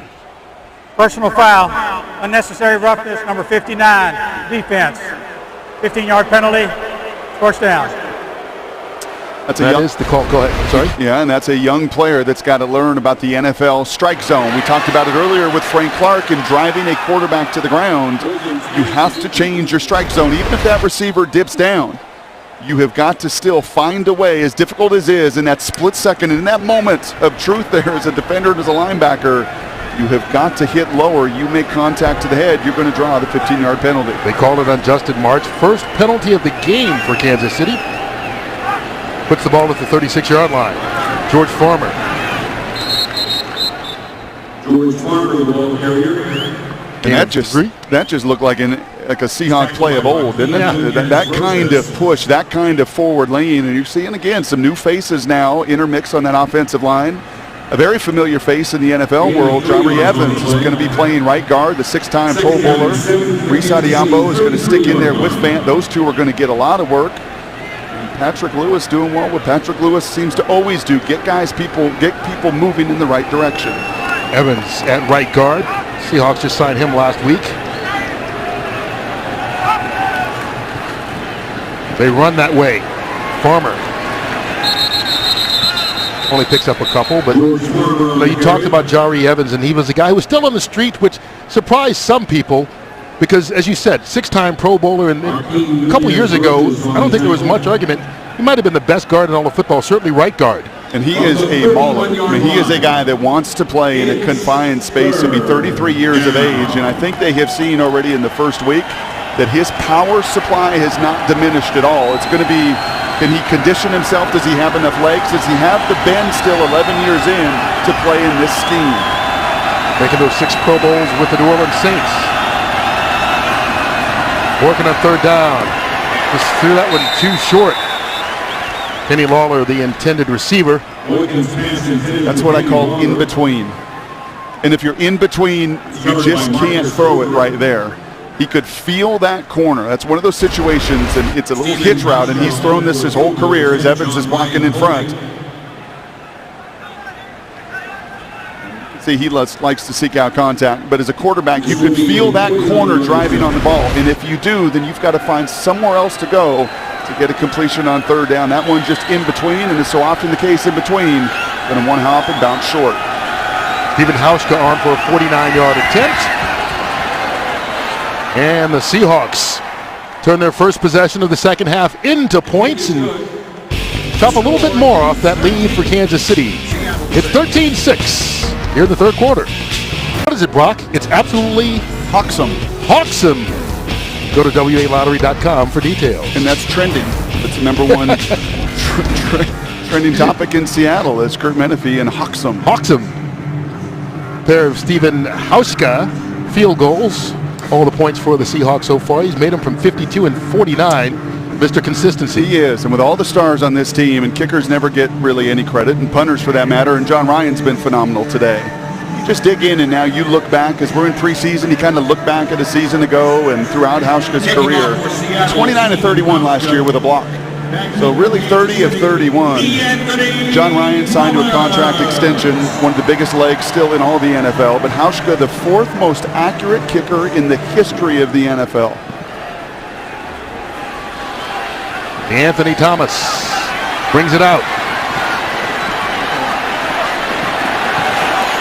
And Thomas doesn't get far. Stopped at the 10-yard line. Tyvis Powell with the tackle. We saw Tyvis earlier on that punt return from Tyler Lockett with the big peel back block, and that time flying down on kickoff return. Kickoff coverage. And a good drive. That's what you want coming out. I said you want to try to get points going in, and they fell just short. They couldn't convert a 4th and 1, and Trevon comes out, marches them down the field. I think the benefit of a call, but on the incomplete pass, it should have been incomplete, but ruled complete, and Hauschka delivers and pays it off. Kansas City comes out with their 4th quarterback of the day, Aaron Murray, former University of Georgia star, and quick pass by Murray completed out to Mike Williams, and there's a guy who's trying to revive his NFL career as well. As Murray's just trying to get his going. Well, this is a very deep wide receiver core, so 5 quarterbacks still get to throw to some very productive receivers. We saw Streeter earlier. He's battling to be the 4th. Mike Williams has been productive in this league. DeMarcus Robinson was a 5th-round pick out of Florida. We've talked about Tyreek Hill. Andy Reid loves his offense, and no shortage of young receiver talent around all 5 of these quarterbacks. You pick up 18 on that play. Hands it off, Niall Davis. Tries to get around the edge. Ryan Robinson forced him out of bounds. Niall Davis, the ball carrier.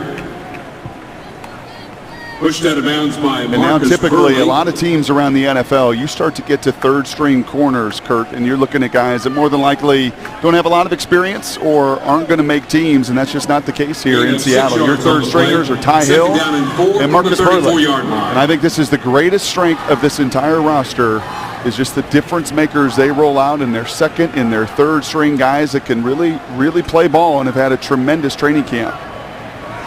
And you could argue that this team is as deep as it has been since 2013 when they won the Super Bowl, as Niall Davis gets tracked down. Brock Coyle in there on the tackle along with Kevin Pierre-Louis.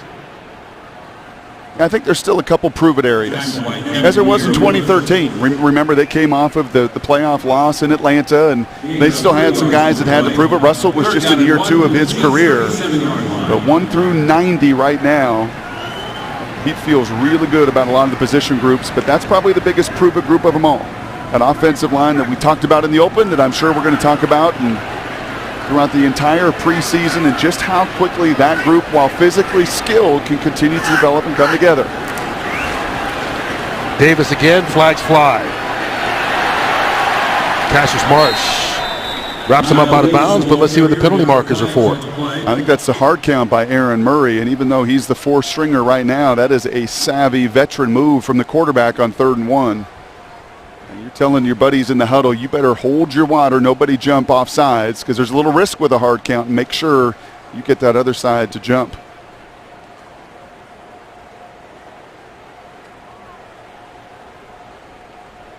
Talk about Murray. He was a prolific player at Georgia before being injured his senior year. Offsides, number 90, defense. That penalty is declined. 1st down. That's the 2nd-round pick, Jaron Reed. Falling victim to the hard count. Just enough. I think it was just that helmet that crosses into the neutral zone, and at times, those hard counts, you'll see those quarterbacks, a lot of action and head bobbing, but I don't think it was the case. Just a good usage like Aaron Rodgers does with that voice. Flags before the snap. Ball start, number 15, offense. 5-yard penalty, still 1st down. And that's on Mike Williams. So things not as clean for the Chiefs here in the 2nd half as it was. They had no penalties that 1st half, and right now they're racking them up on this drive.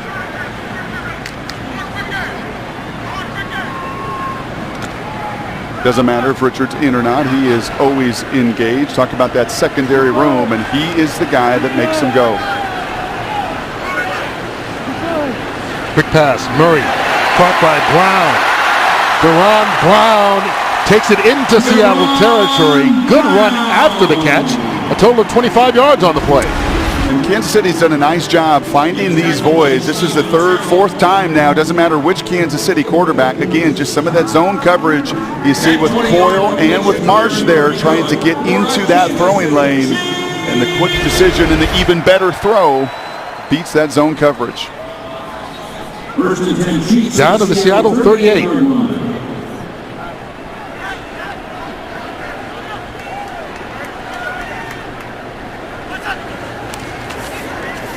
Davis.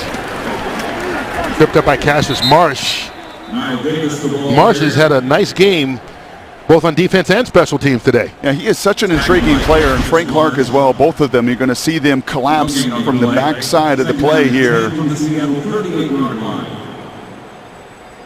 Cassius Marsh has used those hands very well. That is something that you don't realize your first year out. You're just trying to run the assignment. Your second year, you kind of gain speed, and he really gained ground in the special teams phase. But he's had a nice camp, not just playing that Sam linebacker, but being that rush end and chasing down plays. And as soon as you start talking about him, he jumps off sides. Offside, number 91, defense. 5-yard penalty, still second down.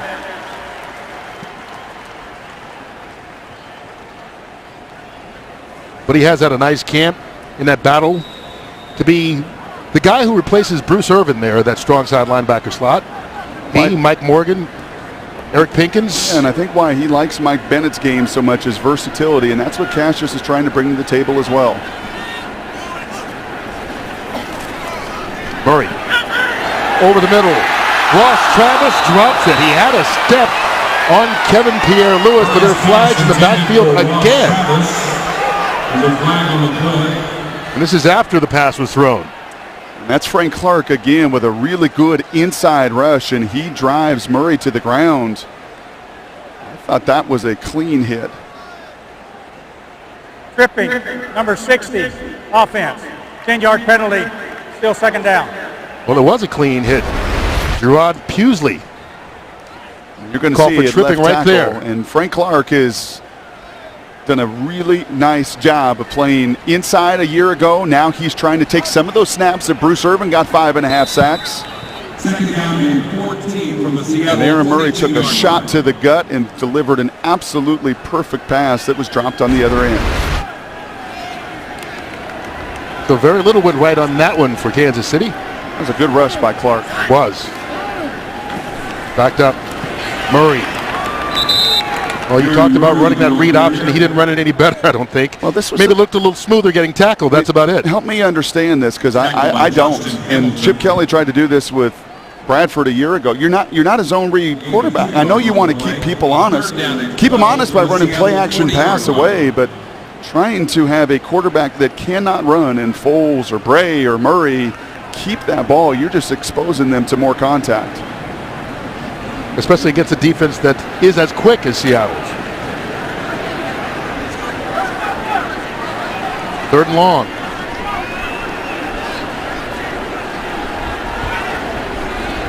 Needing to get it to the 28. Murray overthrows wide open Deron Brown. Well, the Chiefs receivers were open a couple of times. Murray couldn't connect on that drive. And you can see his frustration. He was thinking that corner route may have been a little bit higher. He threw it flatter. It doesn't matter. If you're the quarterback, you have got to throw it to the angle that wide receiver sets for you. And that is just a miss. As difficult as that earlier pass was down the field that he takes a shot on, that one is one that Aaron Murray wishes he had back. All right, here's a long 58-yard attempt by Cairo Santo.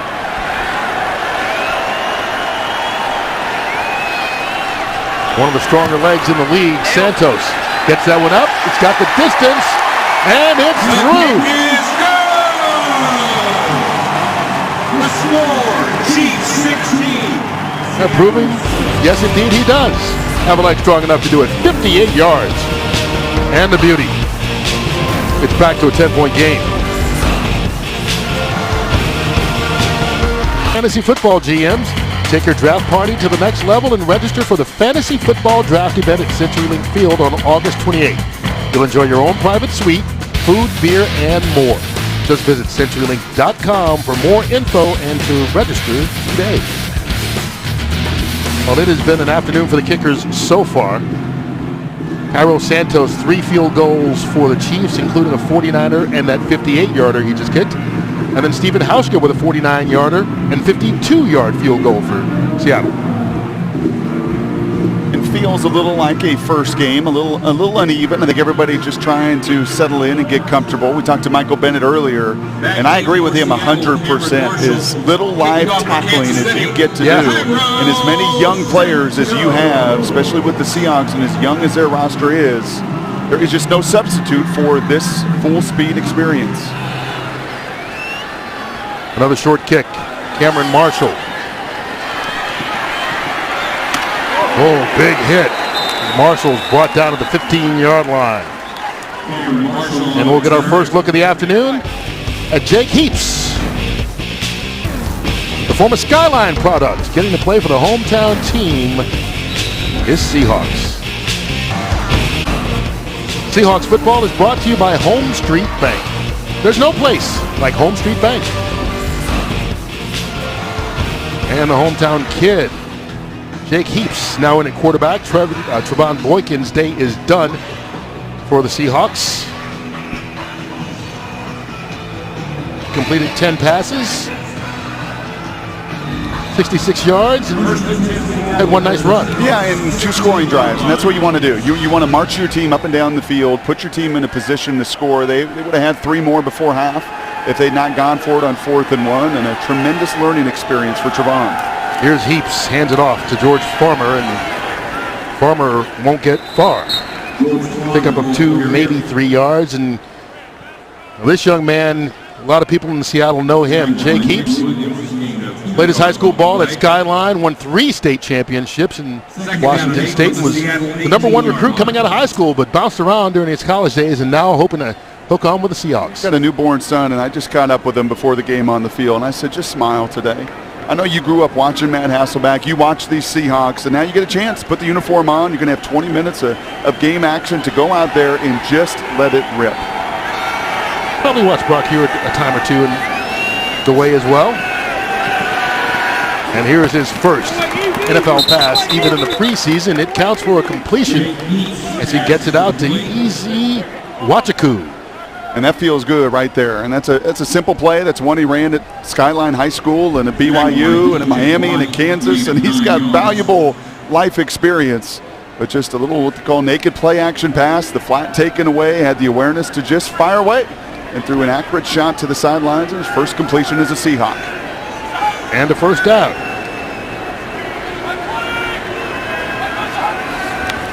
Heaps. Brings it down. And decides to run it.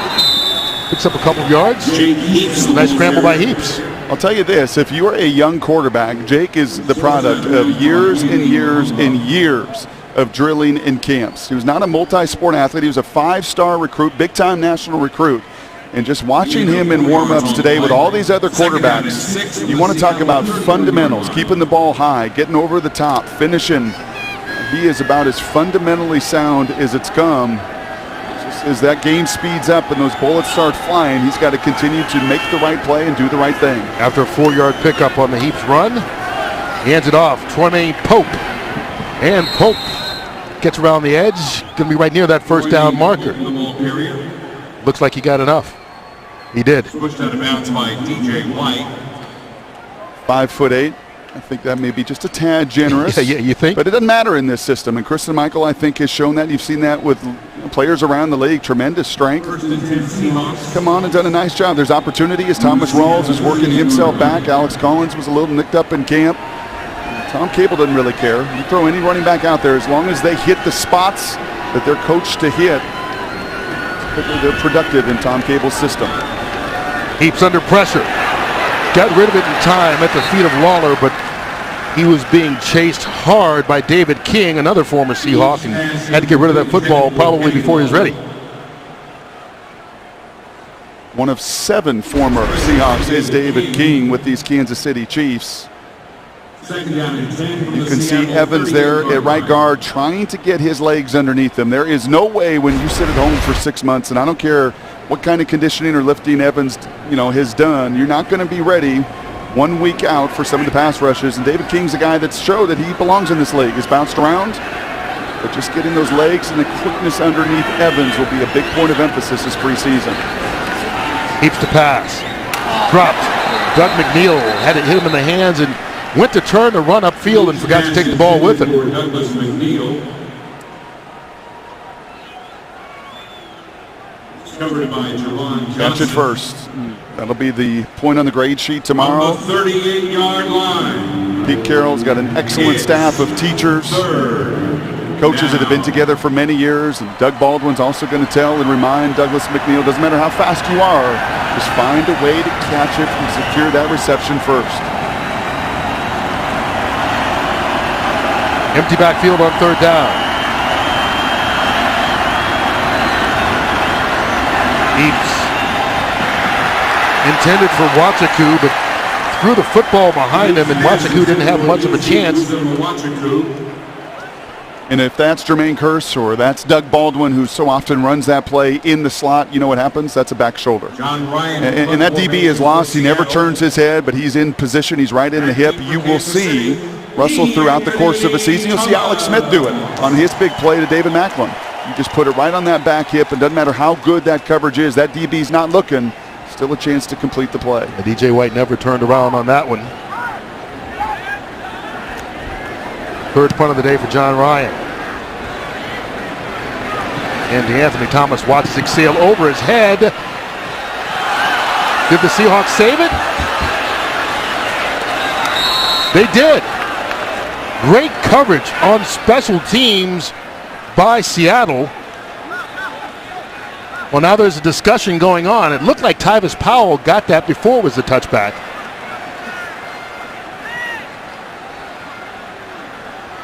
Let's find out. It was a great effort by Powell nonetheless.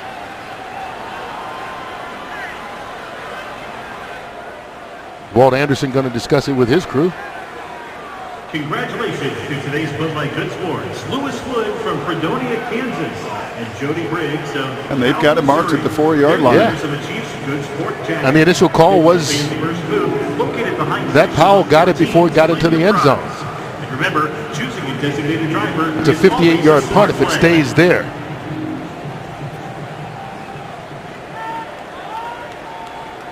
Kansas City is challenging the ruling on the field that the play was not a touchback. So they are saying that Powell saved it, and the ball should be spotted at the 4-yard line, but Kansas City and Andy Reid warning Walt Anderson to take another look at that. We'll see. Did it get into the end zone? Was Powell in the end zone? I think we may have seen our answer.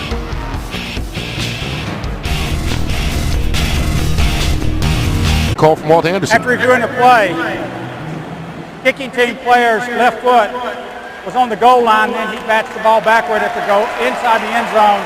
By rule, that's a touchback. Kansas City will not be charged with a timeout. However, because this is their second challenge and the first challenge was unsuccessful, this is their final challenge for the game. Please reset the game clock to 3:08. You can see it right there, his left foot. Once you go into the end zone, unless you reestablish yourself back outside the end zone, you can't be the first to touch the ball. So what tremendous effort now on 3 different special teams plays. There are rookies you've got to teach, and you've got to remind how important that phase of the game is. And then there's others that are very mature, even as an undrafted rookie free agent where Powell finds himself, to know that I can really make my mark on this phase of the game, and he sure has today, even if his foot did unfortunately cross the goal line. Well, he'll get credit for the hustle for sure. Winds up being a 62-yard punt and a touchback by Ryan.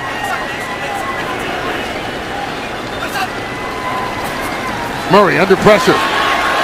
Slips away from Frank Clark and is able to get rid of the football. Clark had him in his grasp, but just couldn't get enough jersey to get him down. Yeah, and I love Clark being in this game still, and I think this is a little reflective of he missed some time in camp, a little bit nicked up earlier in camp, and trying to get those opportunities as a rusher. There's going to be some opportunity to take the role that Bruce Irvin filled in these passing situations as a nickel pass rusher. And Frank Clark cut a little weight this offseason, feels good, feels faster than he has. For two really good rushes, one inside earlier, and that time beating the tackle on the edge. Here's Niall Davis. Davis wrapped up. Justin Hamilton, first guy in there, 2-yard gain. Hamilton, another one of those young guys, just trying to find a way to make the team. Bounced around the league with the Bills, with the Packers, practice squad a little bit last year. Just trying to find an opportunity somewhere. Just 6'2", 315, and a big body that the NFL covets. Just got to find a home consistently.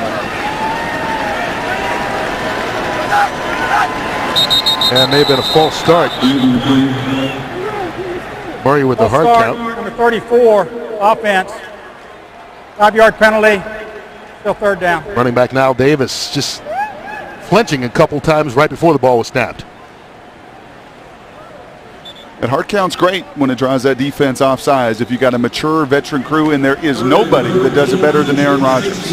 Nobody. I was watching even some of their scrimmage, preseason scrimmage, and he is teaching tape for how much control you can have. But with a lot of new young pieces, third stringers in the game, you can set yourself back another 5 yards as Murray has. Leading the 30. Quick pass. Mike Williams made the catch, but it's going to be about 4 or 5 yards short of the first down. Murray's pass complete to Mike Williams. Brings up a punting situation, and so the Seahawks get rewarded. Dustin Colquitt in punt and there's your fourth-string corner, Kansas City. Stanley Jean-Baptiste, a former high pick out of Nebraska. Ontario Hunter back got deep for absolutely Seattle. the body that Pete loves to see in a defensive back. 6'2", 215 pounds, the biggest corner out there, and growing in his comfort in this system as well. Ontario Hunter back deep to take this punt. Undrafted rookie out of Elizabeth City State lets it go off his hands. That certainly won't help his cause. Winds up falling down on the ball at the 5-yard line.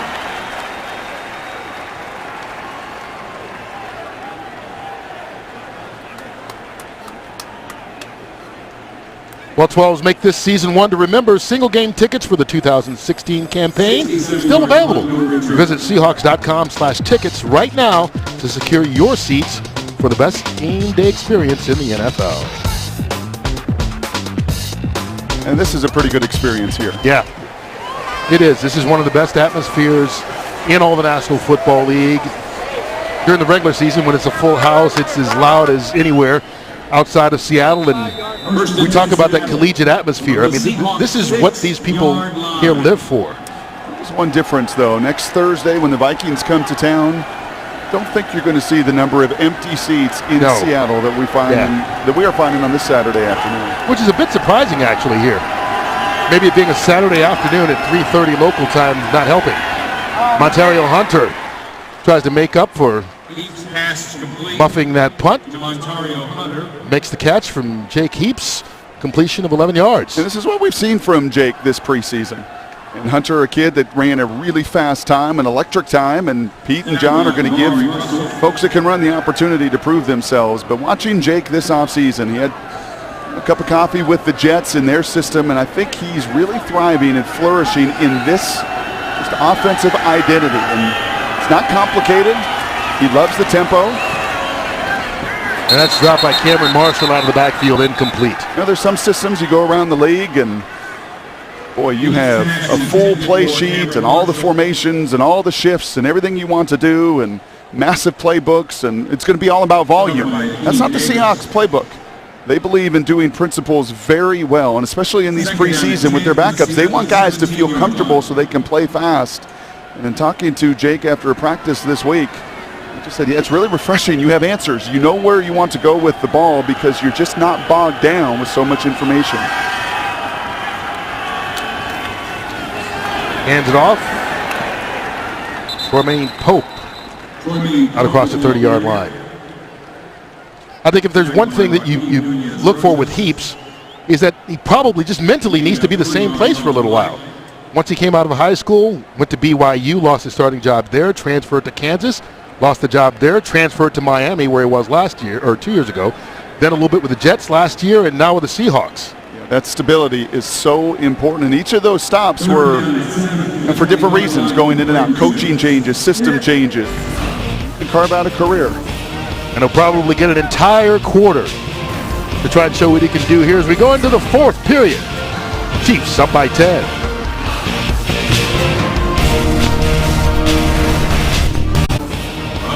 Seahawks football is presented by Washington's Lottery.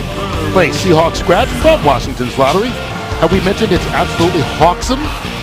Go to WALottery.com for details. Ready for the fourth period here in Kansas City. Jake Heaps in a quarterback for the Seahawks as they trail 16-6. On third down from the shotgun, Heaps stepping up, throwing and completing that pass out to Nick Vanette. And Vanette will get enough for the first down. Solid play.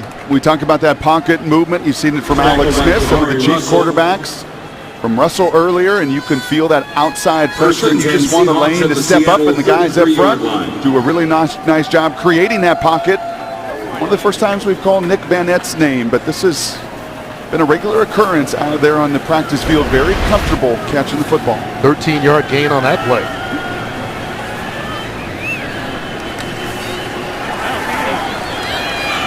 Nice play fake, but incomplete. Tanner McAvoy, the intended receiver on that one. Yeah, what you see, I think, in the final 15 minutes of just about every preseason game this opening weekend is quarterbacks and receivers in moments just like this. And that's a post route. We saw it earlier with Aaron Murray on a little corner out route where that receiver has to set that angle. It was a beautiful play-action pass. You have everything there. But Tanner McAvoy and Jake is trusting that he's going to cross the face of that defender and give him a spot to throw it. That timing mechanism, all that nuance, so difficult with quarterbacks and receivers that have so little time together. It's Cameron Marshall. Takes the handoff and fights his way. There's a flag down as well as he picked up maybe a yard on the play. Seahawks sidelines cheering. There may be a hand to the face here. Personal foul, face mask, number 46, defense, 15-yard penalty. First down. Jonathan Massaquoi call for the penalty.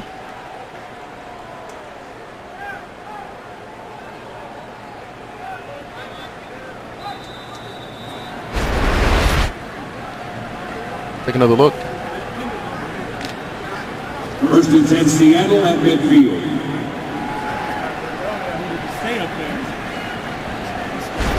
Hard to see there, but they called the penalty. Nonetheless, ball right at midfield. Low snap, and Heaps just falls on it. And the rookie Joey Hunt is in there at center.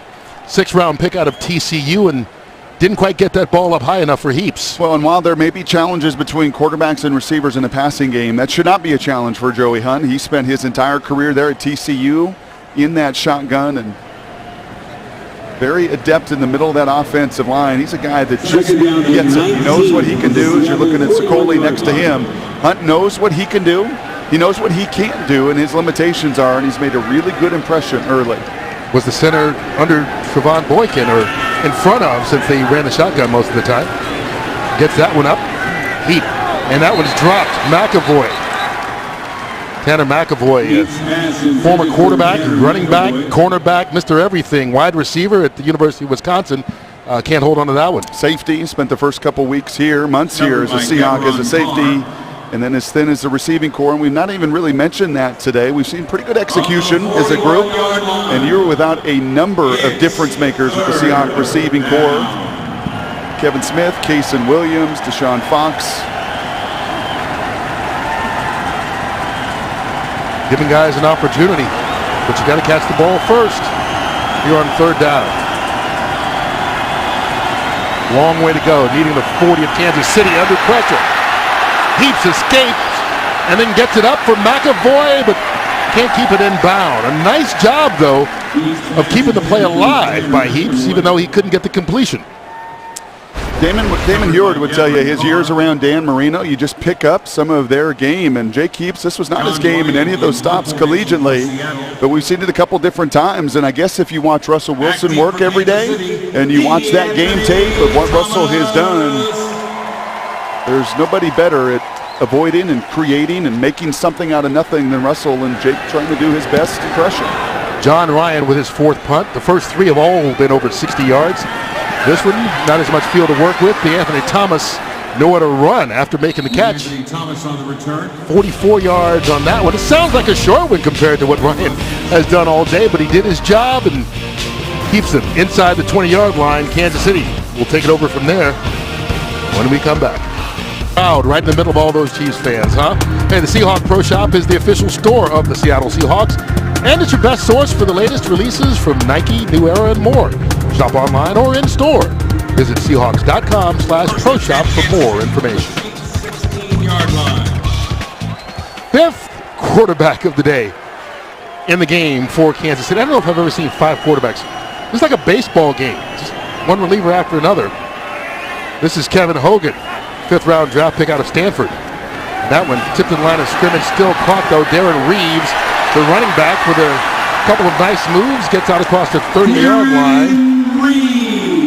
And you reference Aaron Murray in his collegiate career. He broke every Georgia passing record, and Kevin Hogan actually broke Andrew Luck's career win record there at Stanford. Incredibly productive down on the farm. A 5th-round pick, and he's trying to reinvent himself fundamentally. He was a big wind-up guy.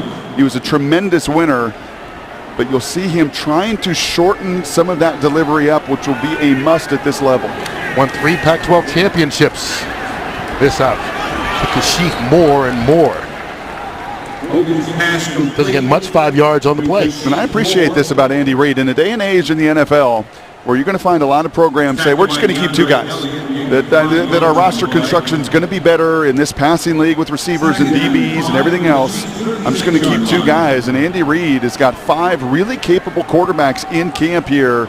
And whether Hogan makes it or not, or he's on a practice squad, and what happens with Tyler Bray, what happens with Aaron Murray, you know that Foles is going to be here. Developing quarterbacks still at the essence of what Andy Reid wants to do. Here's Darren Reeves with the carry. Reeves tripped up by Stanley Jean-Baptiste. And he also wants to run the ball. And those are a pretty good mix typically. You get good quarterback play, as Alex Smith has had here for Kansas City, and you run the football. You have a chance to do things that haven't been done. I don't know if you were surprised, Kurt, reading through the notes. First playoff win last year in 22 years. Yeah.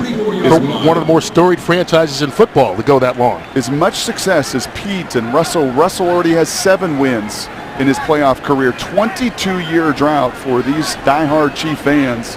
And a real credit to Andy Reid and Alex Smith. Here's Darren Reeves again. Tripped up by Jean-Baptiste again. And Stanley Jean-Baptiste is still down holding his arm. Flexing his fingers. No gain on the play. In the final 10 minutes, this is where Pete Carroll will use the word flash. Whether that's Longo, whether that's Stanley Jean-Baptiste, whether it's a lot of the guys now in the depth situation, they have got to show something with their talent, with their playmaking, with their speed to really flash. Jean-Baptiste tried to make it over to the sideline but couldn't, so takes a knee, and the Seahawks will take an injury timeout. There's a look at Stanley Jean-Baptiste. Training staff will check him out over on the sideline. I think the first Seahawk we have seen come off in an injury situation, you'll see Stanley right at the bottom of the screen. And if you're going to play corner in this system, you're going to come up and run support. Richard Sherman, one of the best tackling corners in the game, and unfortunately for Jean-Baptiste, his left arm just gets caught underneath the pile.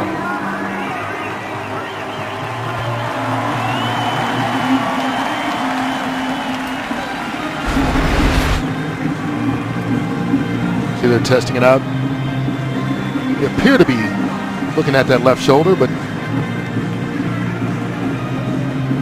never know for sure.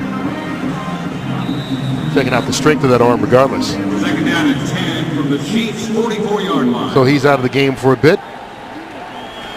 Second and 10.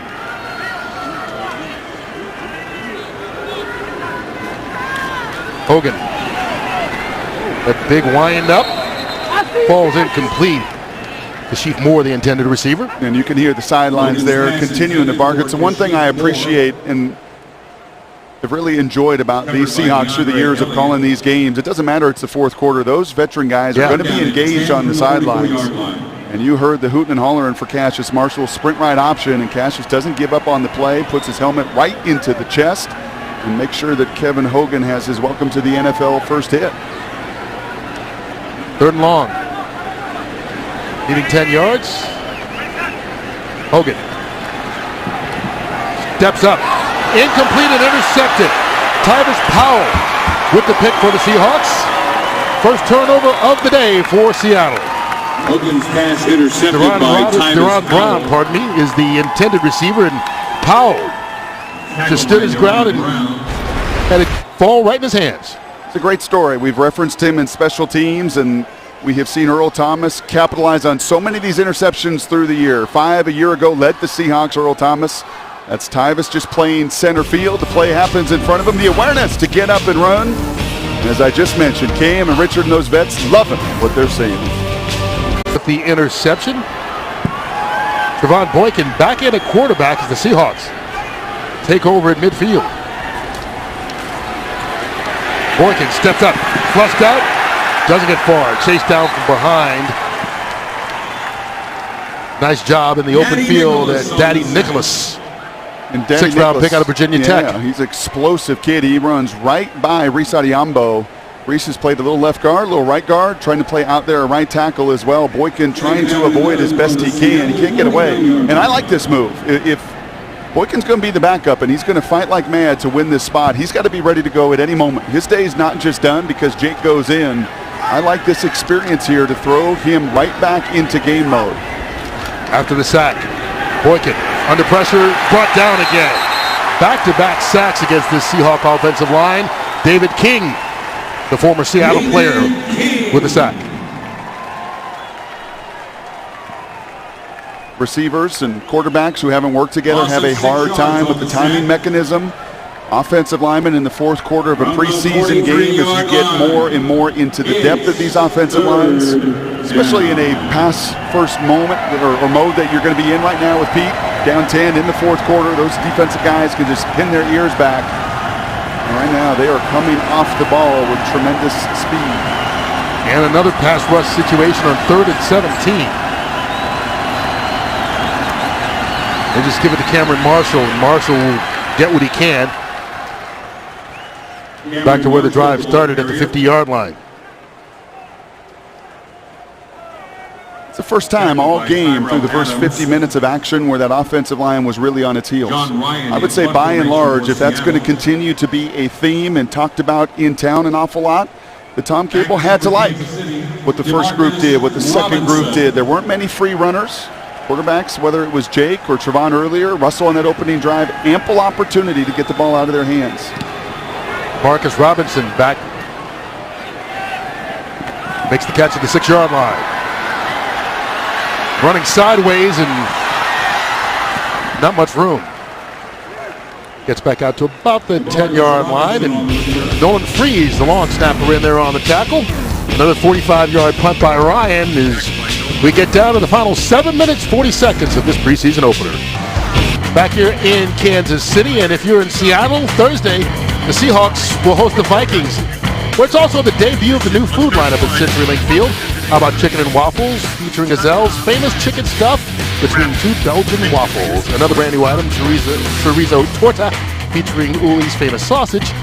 And the stadium signature nacho will come in a pizza box loaded with crispy corn tortillas, topped with chicken and much more. Probably appropriate for the broadcasters. Well, there's more. Chef Howie's Ultimate Bacon Cheeseburger. The patty is a mix of fresh ground beef and ground bacon, then topped with more bacon and Canadian bacon. The new menu for the 2016 season coming up at CenturyLink Field starting Thursday night. Well, I was going to say, probably appropriate for us to get a chance to taste all of that, don't you think? There's enough on the menu, keep you going all season long. First down beginning inside the 10-yard line. And flags prior to the snap. Ball start, number 69, offense. 5-yard penalty, still first down. All right, let's bring in Seahawks wide receiver Doug Baldwin, and thanks for joining us, Doug. What's up, guys? How's it going for you? Let me ask you just about what you've seen out of this offense so far in this first preseason game.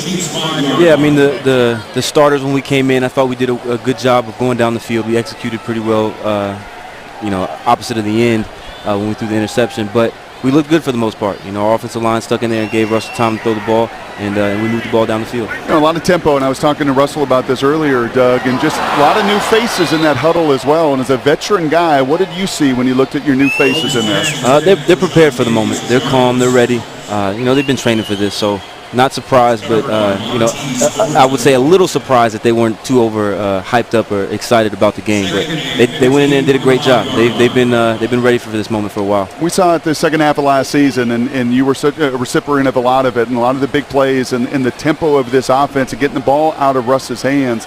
Is that going to be something we'll see even more throughout the course of this year? We'll see. Hopefully. I think that we can capitalize on the progress that we made at the end of the season and continue that through into this season. But we're not going to change much.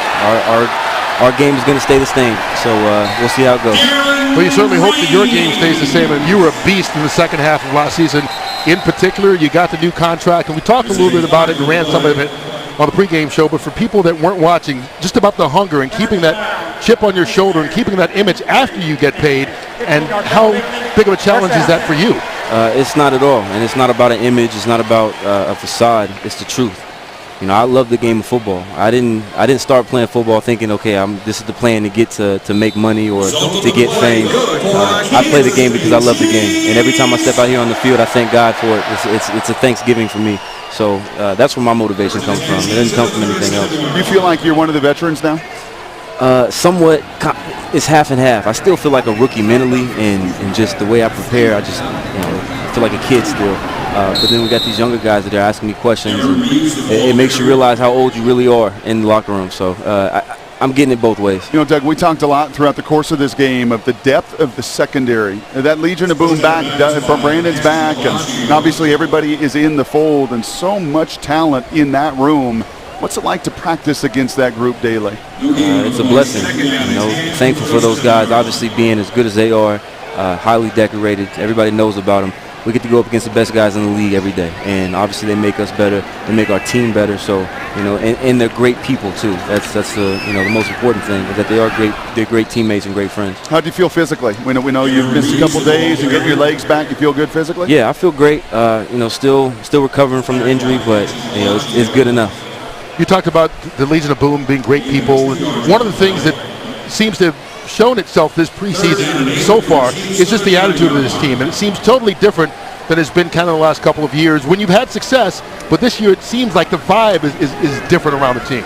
Yeah, I mean, like I said in our interview, I think we've been humbled. The past 2 years, we've been down at some difficult roads, but we've overcome it. We realized that we had a lot of things that we needed to improve on, and look in the mirror at each other and figure out how to fix those things. And we've done that. We've come to camp with that energy and that focus, that mindset to correct the things, and you can see it when you watch us. Well, thanks for taking the time to join us. Good luck to you this season. Thanks, fellas. Appreciate you. All right, you too, Doug. There's a guy, I tell you, he's worked for everything he's ever gotten from day one, coming in undrafted. Look, you're happy whenever anyone has success in life, in the National Football League, whatever they do.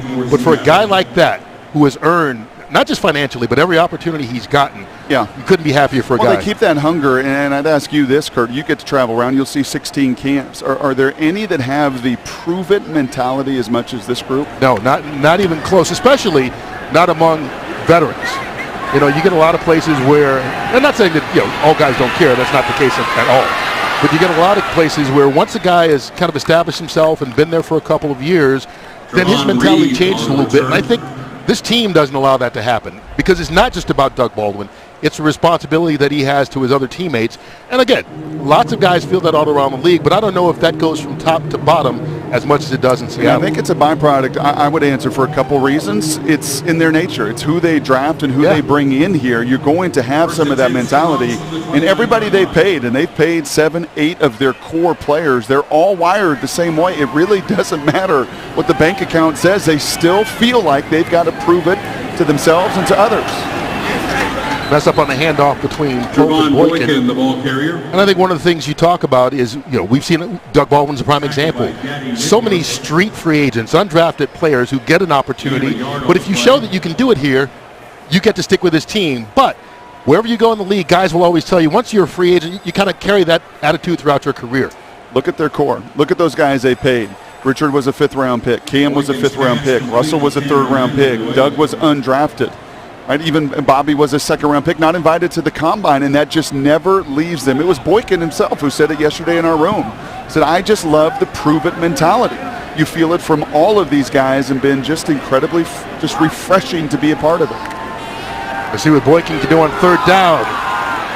He's got Wachaku, and he makes the catch. Easy Wachaku, making that catch look easy. Goes up and pulls it down and takes it into Kansas City territory, down to the 36-yard line, 26 yards. I'll tell you what he did. Boykin here on a 3rd and extra long is Wachaku had a step in the worst thing you can do, and you see it too often, is that ball sail out of bounds as you're trying to be perfect.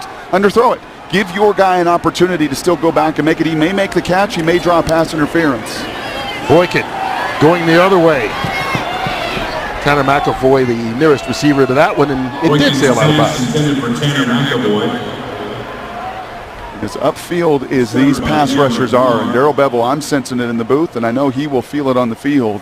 You're looking at these edge players for Kansas City constantly coming up the field and attacking. Screens, draws, delays. Some opportunities here in that playbook to take advantage of a real aggressive mindset from this Chief defense.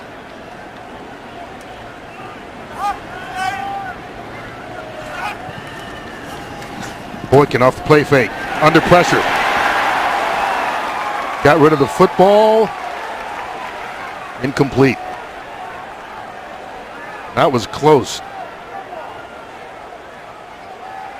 You can see Andy Reid. He's now they throw the flag. That ball gets nowhere near. Yep, I'm going to say intentional grounding. Intentional grounding, number 2, offense. Quarterback was outside the pocket. However, the ball did not make it to the line of scrimmage, and there was no eligible receiver in the area. The loss of down, 3rd down. Walton Crew will give you the benefit of the doubt sometimes if it's close and you're working to get it back towards the line of scrimmage, but in this case, not even close. Trevon's knees nearly maybe even down before he throws that ball away. That's an upfield rush. You're trying to take advantage of it. I like the call there. Darrell's trying to hit a quick play action pass as those guys are in attack mode. Unfortunately, it was covered and get another pretty critical penalty against these Seahawks. Another 3rd and long brought up.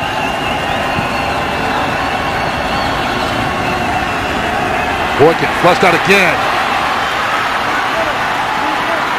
Runs and shows that elusive ability. Going to be about 6-7 yards short of the 1st down, but a nice run in open field for 22 yards by Boykin on 3rd down. And this should lead to another scoring drive, the 3rd scoring drive, and that's nothing but feel. That's playing a ton of ball and just having an awareness and making moves that other people can't make. This will be a 50-yard attempt. And I love that aspect of it. He's still trying to make a play downfield.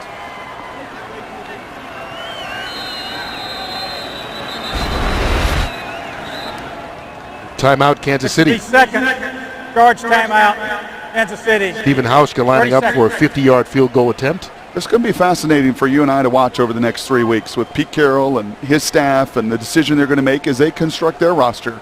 You look on the other side, and the Chiefs have 5 guys, and they paid Nick Foles a bunch of money to be the backup. And even when T-Jack was here, Tavares was still largely a minimum guy. So you paid Russell Wilson to be a franchise quarterback, which he is. And can Trevon Boykin do enough over the next 3 weeks to make you feel secure if something were to happen to Russell that's never happened before, as he's never missed a game, not even missed a practice in his 4 years as a Hawk?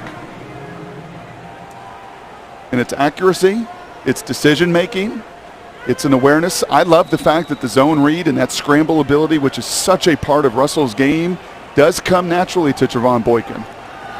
Don't have to change the offense when he goes into the game if that's the case. And here's another long and good field goal by Stephen Hauschka.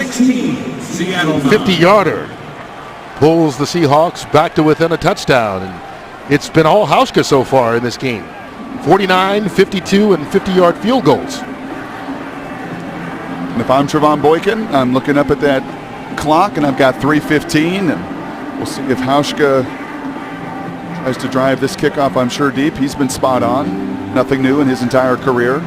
But you're looking for a 3-and-out defensively and give yourself a chance to hopefully have a 2-minute drive if you're Boykin in this offense and find a way to win. An 11-game win streak at one point with Pete Carroll in the preseason. That's not by accident. It's not because he's trying to do something that the other side isn't, or he's game planning in the fourth quarter or anything of that nature. But he just, and Brian Schneider just has a mindset to do whatever it takes to win and put themselves in position with 3 minutes to go to do so.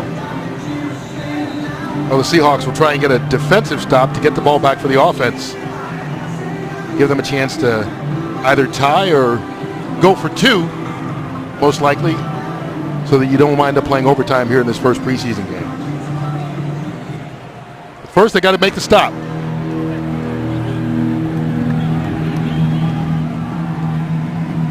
Pete Carroll now in his 7th year. The Chiefs playing for an onside kick here. Seattle, Stephen Hauschka.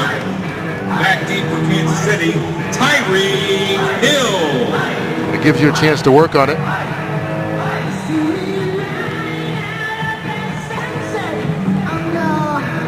Hauschka has it lined up. And he kicks it deep instead. Fooling everybody on the play. That's the rookie Tyreek Hill. 3 minutes, 3 timeouts. That's the right play. I don't know, frankly, why Kansas City was up, other than maybe thinking it was a preseason game and Hauschka and might want to work on it. Yeah, may want to work on it.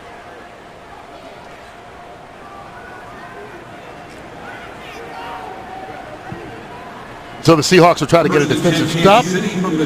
Kansas City will try and salt this one away. 3:09 left to go. The only touchdown of the game came on the opening drive by the Kansas City Chiefs. They got a short field to begin the game, starting at the Seattle 49-yard line and march right down the field. Spencer Ware, the one-time Seahawk, ran it in from a yard out, and otherwise it's been all field goals. Starting from the 27-yard line, Darren Reeves trying to find his way back to the line of scrimmage, and got that and not much more. Seattle calls the timeout. There's a good look at Tyvis Powell, who's played a very nice first game in his Seahawk career. Actually playing a little corner on that last snap. And big physical kid, undrafted, kind of went under the radar a little bit with just about every Buckeye drafted on their football team. I was going to say, how do you go under the radar playing for that team? Yeah. Won a national championship last year, and everybody got drafted, it seemed like. But getting a chance to show what he can do, and he's looked good today, both on defense and on special teams.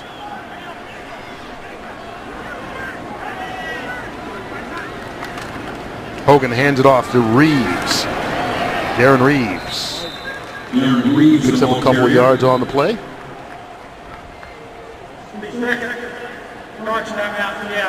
30 seconds. Seattle calls another timeout. Longa, yet another undrafted rookie free agent. Get to these moments of the game all around the league, and you're looking at a lot of guys that are undrafted rookie free agents, and Cam Chancellor continues to look on and have dialogue. And my hunch is this plane ride home, there'll be more conversation. There really is. As much as there's a sense of excitement that you referenced there with Doug Baldwin, I'll tell you what else I have really felt is just a sense of mentorship and leadership. Whether that's Michael Bennett, whether that's Richard Sherman, whether that's Cam, it's Doug. And these are not 32-year-old guys. This isn't Jahri Evans got 10 years in the league, and let me just give a little bit back. These are guys that are in the absolute prime of their career, Bobby Wagner as well, that have been re-signed to long-term deals. And as young as they still are, have really taken on that mentoring and teaching role and just love it. But again, it's the expectation around here. You don't get away with being a veteran if you're not willing to, or at least one of those leaders. Reeves, with a short game, picks up the first down. I mean, Earl has been as engaged in every one of these snaps as he was in his first series of the game. And you can see it, almost a level of disappointment, because he knows they burn their timeouts. You know, if this is a regular season game, you've got to get that stop and force the punt, and instead You've got just one left in the 2-minute warning. There'll be little time. First and 10, Chiefs at the 38-yard line. Who's close? If you said nobody in the league has quite the proven mentality, when you travel around, give me some programs that are close to this kind of mentality. I think you look at what goes on up in Green Bay, and I think a lot of that is because they have a similar philosophy. They draft guys, they sign undrafted guys. Those guys are Packers for life, not guys that have bounced around. But that's a team that immediately comes to mind. Pittsburgh's kind of another one like that. Carolina, as you mentioned, another one. But I think a lot of those in both situations, too, come from the head coach. You know, Ron Rivera is kind of a quiet guy on a public scale, but privately he's as intense as there is. Same thing with Mike Tomlin up in Pittsburgh, or Mike McCarthy. Mike McCarthy's got a little bit of Mike Holmgren in him. You know, you see Holmgren, you think, oh, school teacher, nice guy. As you know, he can light you up. Oh, I do know. Yeah. Very, very intense. And all willing to play young people. Yes, I think not afraid. I think every organization you just referenced, and not just play them. I mean, Pete can't wait to get on that plane and watch what all these young guys did. They want to take their practice to the field. Their practice is important as anything, and just really enjoy growing and developing the young players. Here's a handoff to Darren Reeves. Stacked up at the line of scrimmage. That'll get us down to the 2-minute warning. 2-minute warning here in Kansas City. Seahawks are trying their best to get the ball back one more time. We'll find out if they can. Seahawks football is brought to you by CenturyLink Prism TV.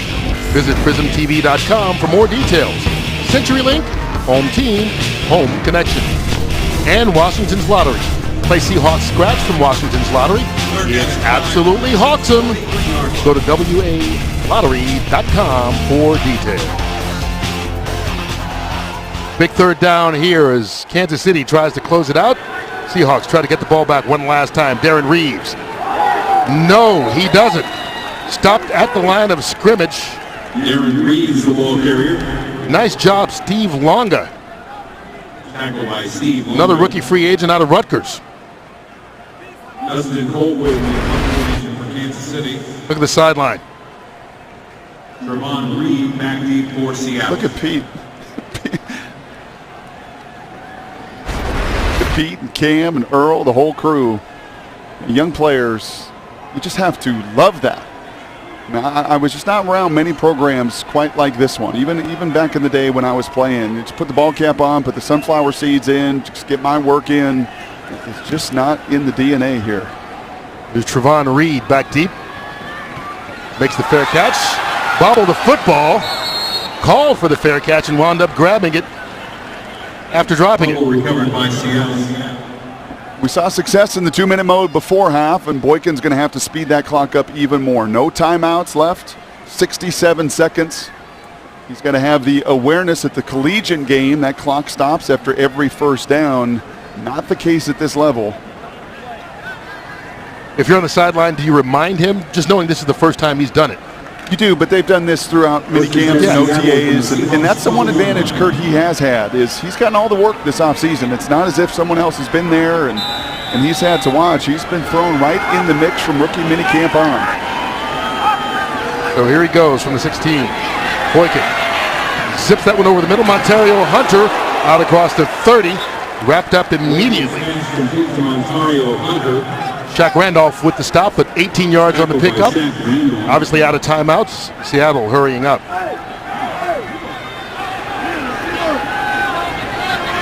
Boykin trying to get Hunter lined up right.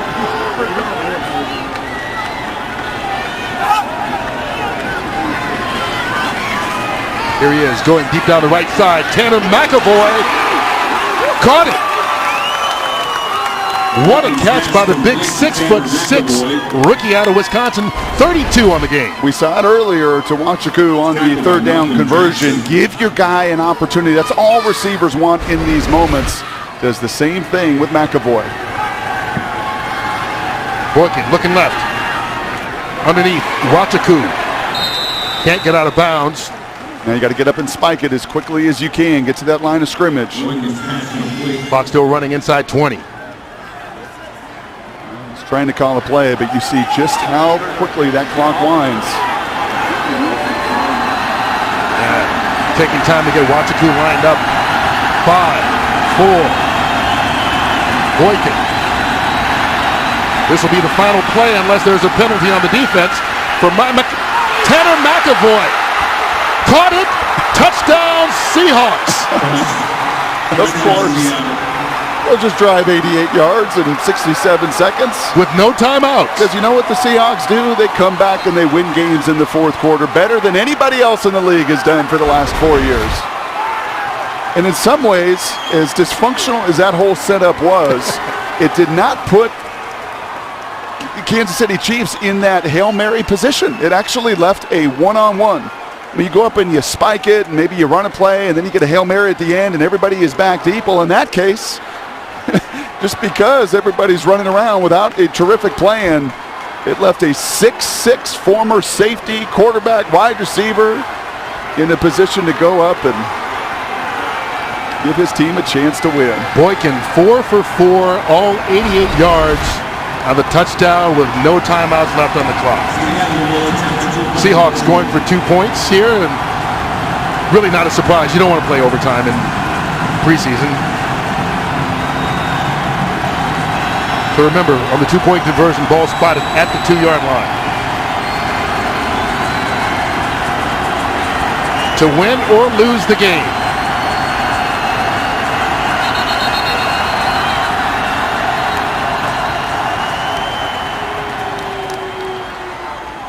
Kansas City used his last timeout. Final timeout, Kansas City. Well, that's how you make your mark. If you're Trevon Boykin, this is you have got to turn heads. You're coming in as the underdog. You're an undrafted rookie free agent. You're not competing just with Jay Keeps. You're competing with everybody in the league, with the 5 quarterbacks that are on this roster, the 4 quarterbacks that are on the Jets roster.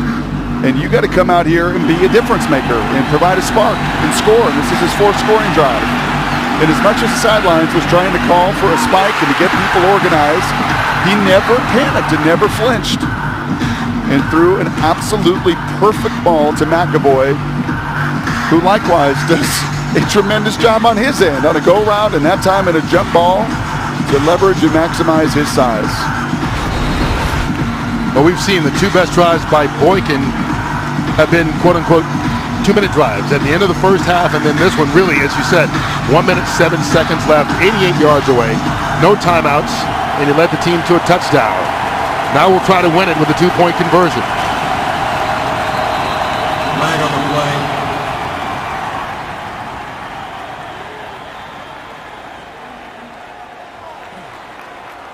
12 players on the defense when the snap is imminent. Half the distance to the goal. Still try at the 1. This makes it a little bit easier. Let's see if it changes. Yeah, we'll try for 2. He misspoke, but yes, from the 1-yard line. See if it changes the play call at all. The first set was a trip set, and then the timeout by Kansas City, and they come back into a more traditional double wing set. And let's see from the 1-yard line if it changes. It certainly now presents that run-pass option and should burden the defense. One-on-ones across the board. Cormaine Pope cuts it in, and the Seahawks win it.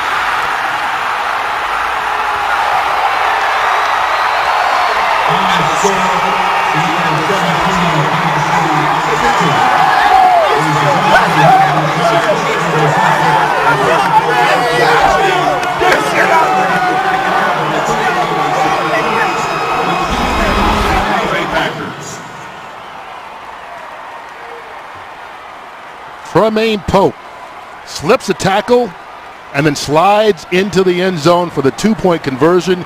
Preseason game number 1 or not, what a finish. Don't tell Troy Maine, don't tell Trevon, and don't tell Earl and Sherm and the rest of them that ran on the field that this is the first preseason game and means nothing. It means everything in their careers at this point. All you can do is play the games, as they like to say, and this is the first preseason game. But look at it. Look at the electricity on that sidelines, led by Pete Carroll, who told us repeatedly, building up to this game, Coach Cable echoed it yesterday, I just want to see him play. I just want to see these guys go out there and have a chance to perform. McAvoy and Boykin enormous on that final drive. got the ball back 88 yards away from the end zone with no timeouts, and just like that, touchdown, 2-point conversion, game over. Kristen Michael joins us down on the sideline. Kristen, first of all, how about that finish? How amazing is that, man? That's crazy, right? That's crazy. Hey, what an amazing game, man. They finished strong, man. There was 3 great plays by the quarterback, man, throwing it deep to this guy, man. I didn't get to see who it was. I think it was number 6. I'm not sure. Yeah, it was. McAvoy. Okay, McAvoy. Okay, yeah, good. And then my guy, man, to finish it off, man, Pope to finish it off, man, it's an amazing win, man. It feels amazing. You know, one of the things, when we were talking about it during the game, veterans like you, into the game, enthusiastic down to the final play, happy to see the young guys succeed. Exactly, man. And we playing with them, man. Like even like at practice, man. When those guys in, man, we all tuned in, coaching those guys along, man, trying to get those guys a helping hand, man. And it all worked out well today, man. We finished strong today, man. It's amazing. What was your mindset going into this one, Kristen? Oh man, just do my job, man. We stress that a lot around the Seahawks facility, man. We have to do our job, man. We can't have excuses, man. We got to come out here. We got to be ready to go. We got to be ready to go, man. We got to come out here and play as a team, man. Communicate while we're in there, man. Know what we're doing, and just play ball, man. Come out here and have fun, man. Kristen, Kurt and I up here rambled an awful lot in the fourth quarter about how special this program is and in a proven mentality. But you had a chance to go experience a few other organizations. I did, man. Dallas and Washington Redskins, man, and not taking anything from those guys, man. But this is an unbelievable team, and this is an unbelievable organization, man. Starting off with the 12s, man, and how they back us up, man, and just keep us going. Man, it's a great feeling to play for the Seahawks, man. It's a privilege to play for this organization, man, and we're proud today, man. Go to the locker room, celebrate with your teammates. You got it, man. You have a good one, man. All right, you yes, too. Sir. Yes, sir. That's Kristen Michael as the Seahawks win in thrilling fashion, and about as thrilling as you can get for a preseason opener, right? Kurt. Of course they did it that way. Wow. Game-winning touchdown with no time on the clock and a 2-point conversion, and Seattle goes to 1-0 in the preseason, 17-16.